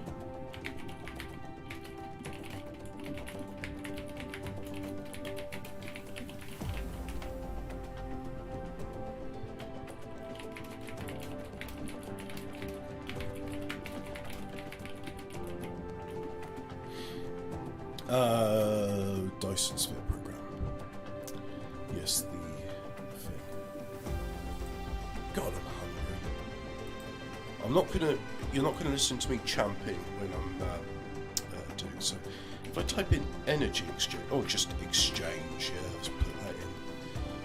Energy exchanger discharge, hydrogen exchanger planet, polar array exchanger array, supply and demand exchanger setup, perfect exchangers, power plant accumulator exchange, dispense, retrieve, manufacture, no jammer yet.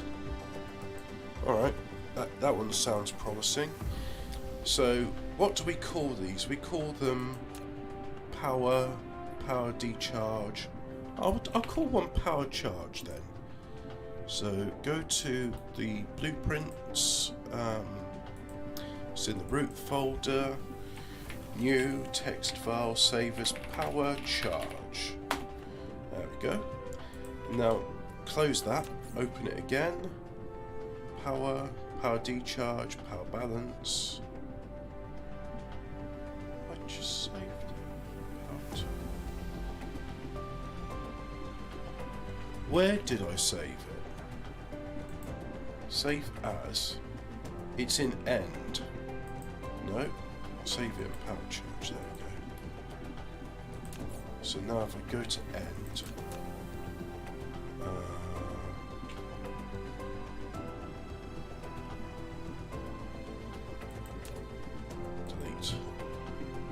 Go to the root folder.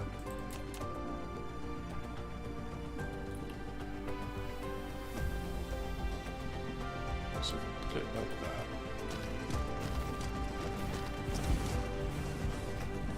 Oh, that's ridiculous. Oh, that's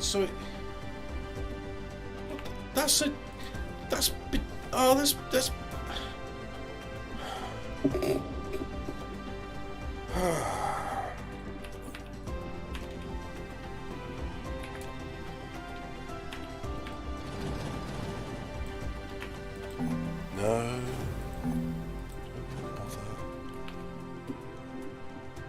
The loop exchange the power generator credit is not included. Once the loop is built around the accumulator exchange, assemblies begin filling.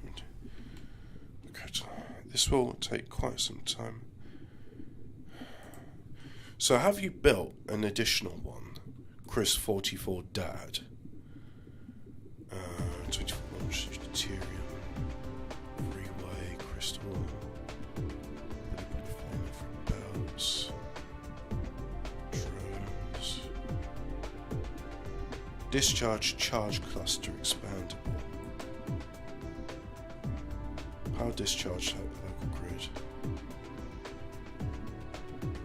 Oh god, you just... Fuck's sake. Sorry. The hunger's making me a bit irritable.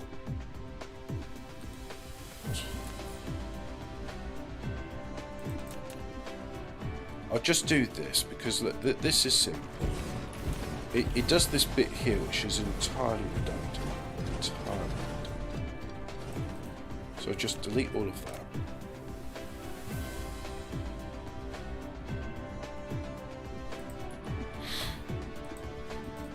Like so.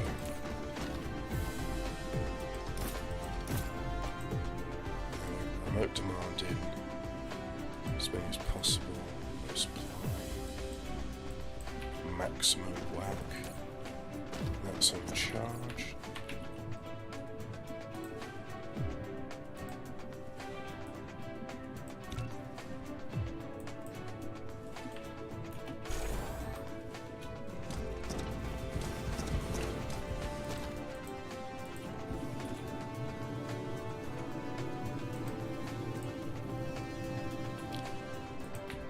This is always finicky, this bit.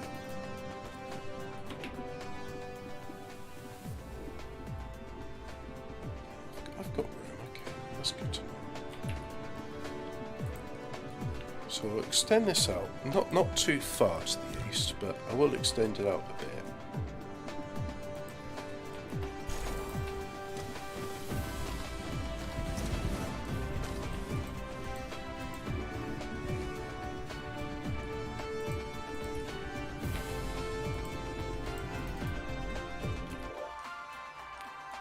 And then the space warpers, they're not coming in, so let's just kickstart that.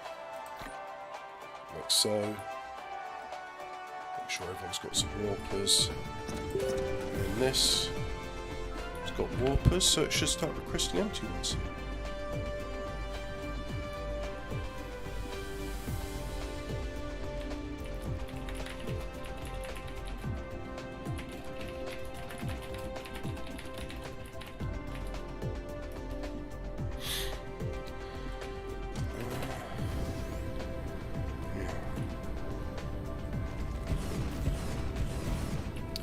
You know, OCD's going to be kicking in soon. So, I'm going to do something which isn't optimal or efficient, whatever you want to call it. But I could have had 4 of these arrays. I'm not going to have 4 of these arrays. Reason being, because I could put it there, I could put it there, but then it's asymmetrical. So I'm just not going to do it.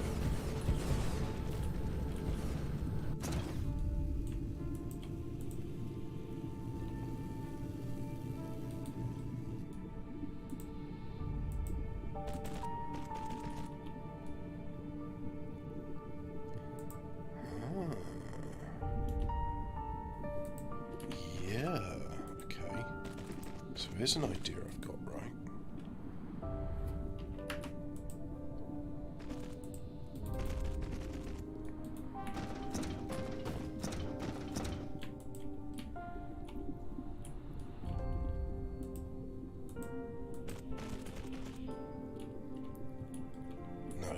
Nope, not quite right. Try again. So, I raised that up to go there, and that's right. So if I go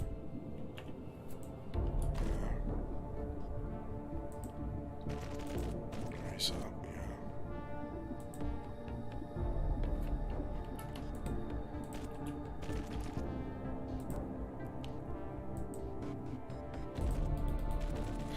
And I've still got two slots there, so what if... So let me think about this. One goes out there, one goes out there, and then I could have one go out there, one go out there. Yeah. This might be overkill. This might actually exceed the charge capacity of these 5 gigawatts. Plus I have to bear in mind that 5 gigawatts isn't always available. I mean, if I'm producing titanium alloy, but so let's put the empties in there.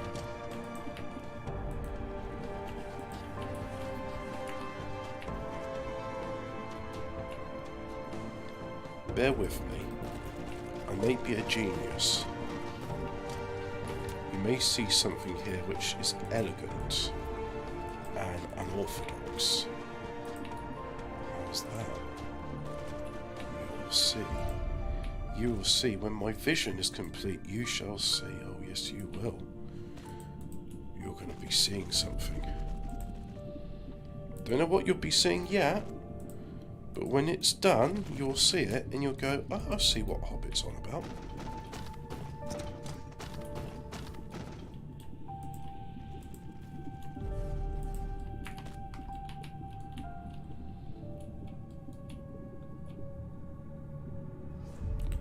So down there, that's probably not lining up with the other one, but that's okay. It doesn't have to line up. My OCD is not that activated yet. But you just wait. 10 hours into this, and my OCD will probably be like, yes, we must make every single pixel perfect.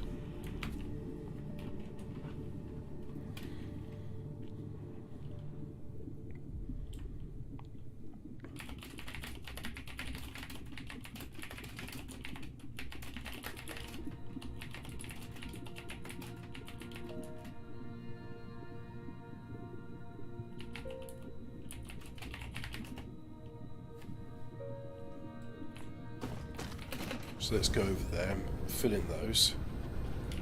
I mean, that is an energy exchange facility.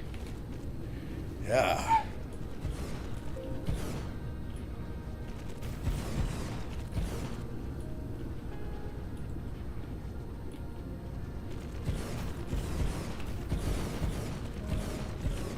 Who needs local power production when you've got a planet with 5.38 gigawatts of power just waiting to be shipped off planet?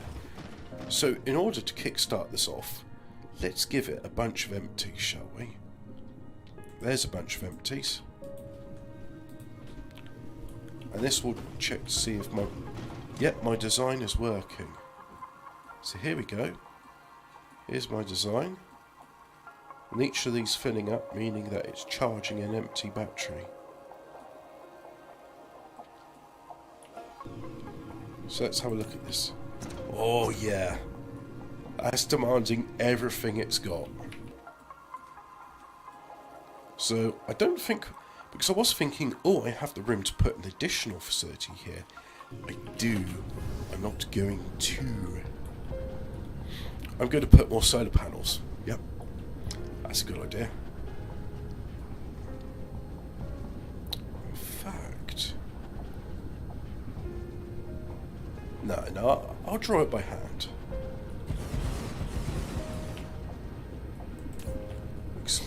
Look at it.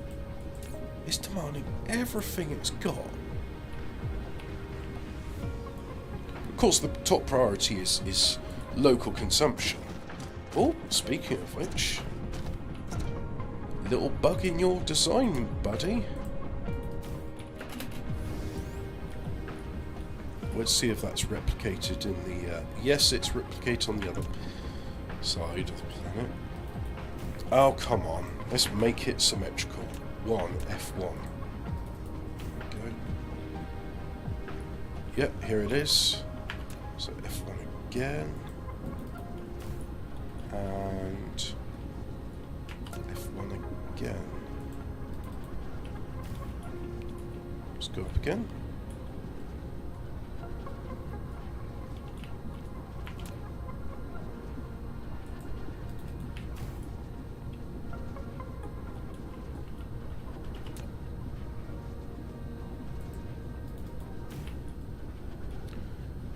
Alright. So that's everything connected. Just have a look at power.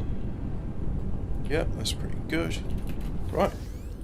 Solar panels. Yes.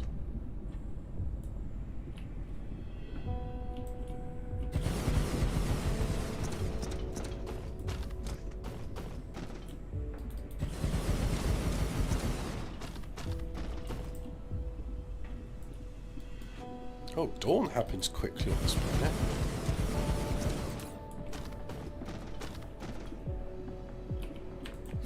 .4 gigawatts.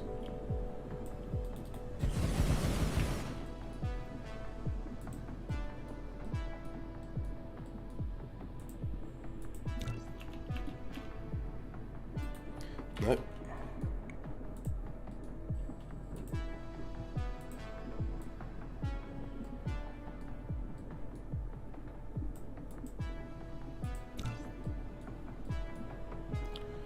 Blueprint areas are divided by tropic lines.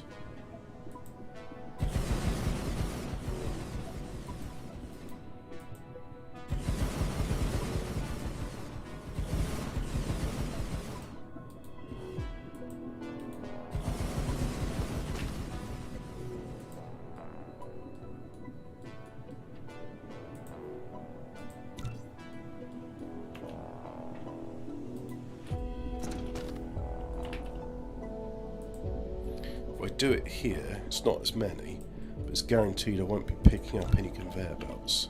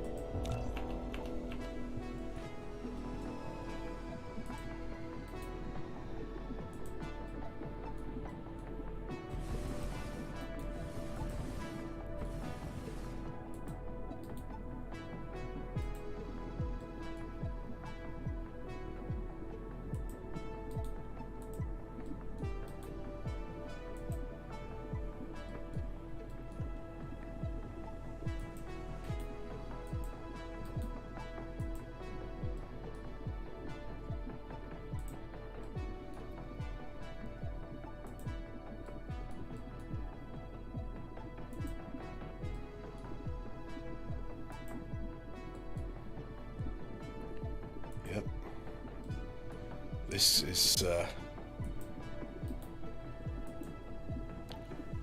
this answers the question, but what if solar power actually worked?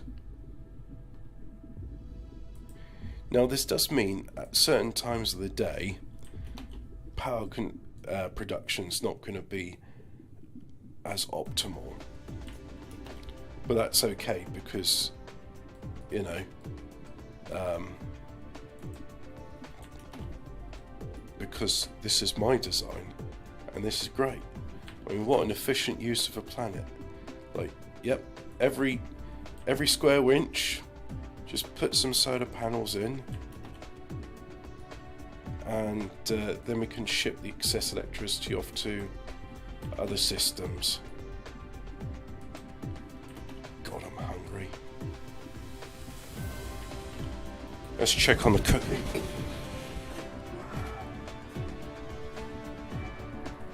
Oh, it's starting to warm up. Good, right. So, oh, bollocks, that hurt. Oh, fuck. Excuse me, French. Let's get this planet done. It's massive. God. This is why the simulation slates like, right, well, you filled up this planet with as many buildings as possible. So, although I'm told solar panels are actually, mind you, each of those solar panels tilts to rotate the sun, so that's probably taking. That's the thing. I have to look in the discussions like, what's the most efficient, thing? Solar panels? Should I use artificial stars? And wind turbines, I'm told, are the worst for the simulation. They take a lot of processing power, so shouldn't be used. Shame. Yeah, 44 frames a second. This is starting to affect things. 6.91 gigawatts. Yeah. That's what I'm talking about. 6.91 gigawatts radio waves. Holy Lord Murphy.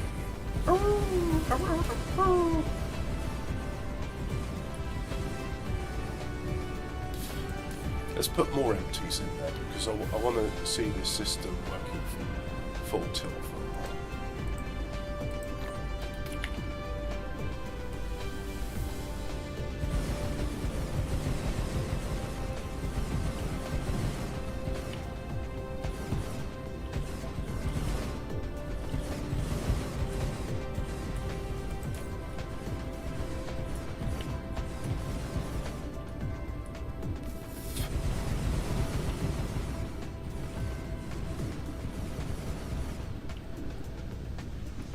I think if I was to do this the legit way, the amount of iron, silicon and copper used to make these solar panels would have exhausted the local system just for the solar panels, yet alone the transportation costs.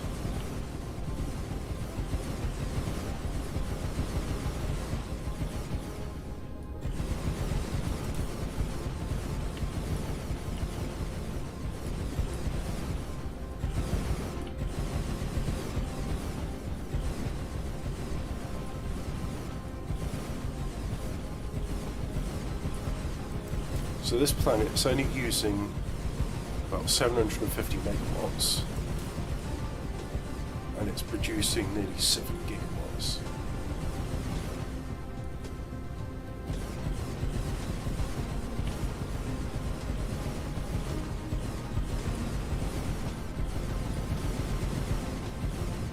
This is how you do renewable power.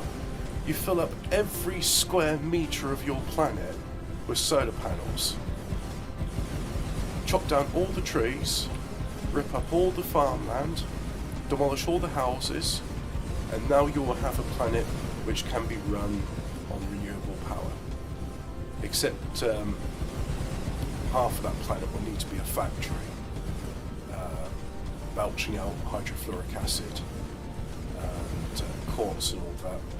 Oh, and you'll still need to burn coal, quartz and wood in order to refine stuff to make the solar panels.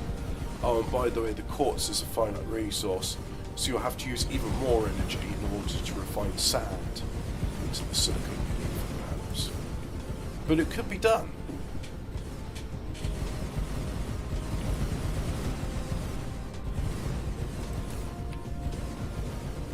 .5 gigawatts.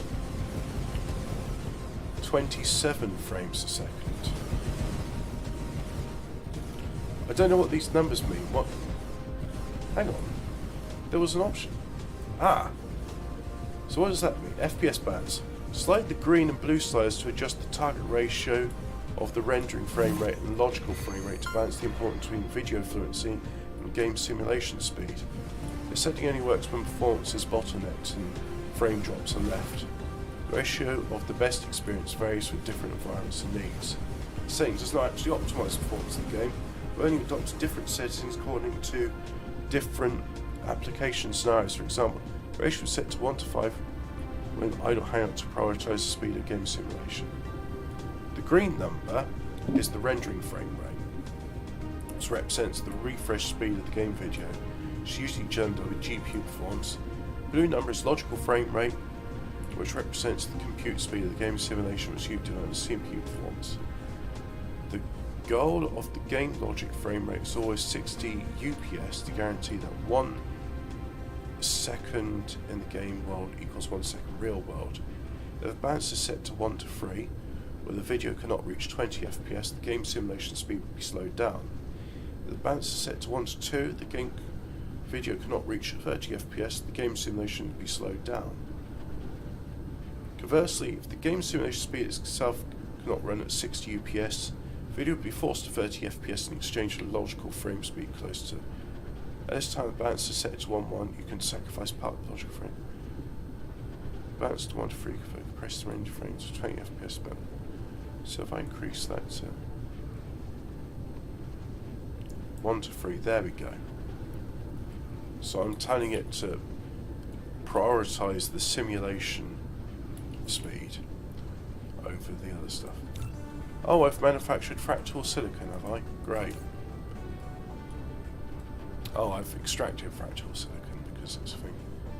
There we go, 7.27, 7.28. So I think what that means to say is, yes, that's right. This bit here, which as you can see is occupied with that, is that, and then dawn is shining on this part of the planet. And eventually, when dawn shines on that, that's when we'll have the most.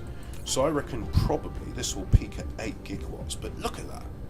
I mean, I'm producing nearly 7.5 gigawatts, so I've got nearly 7 gigawatts free electricity to use, and it's all being used by the exchanges.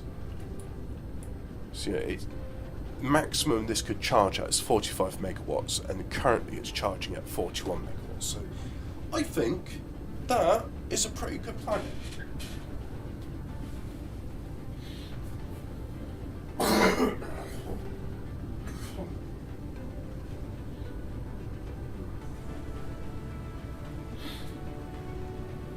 Okay, right, thank you very much for watching,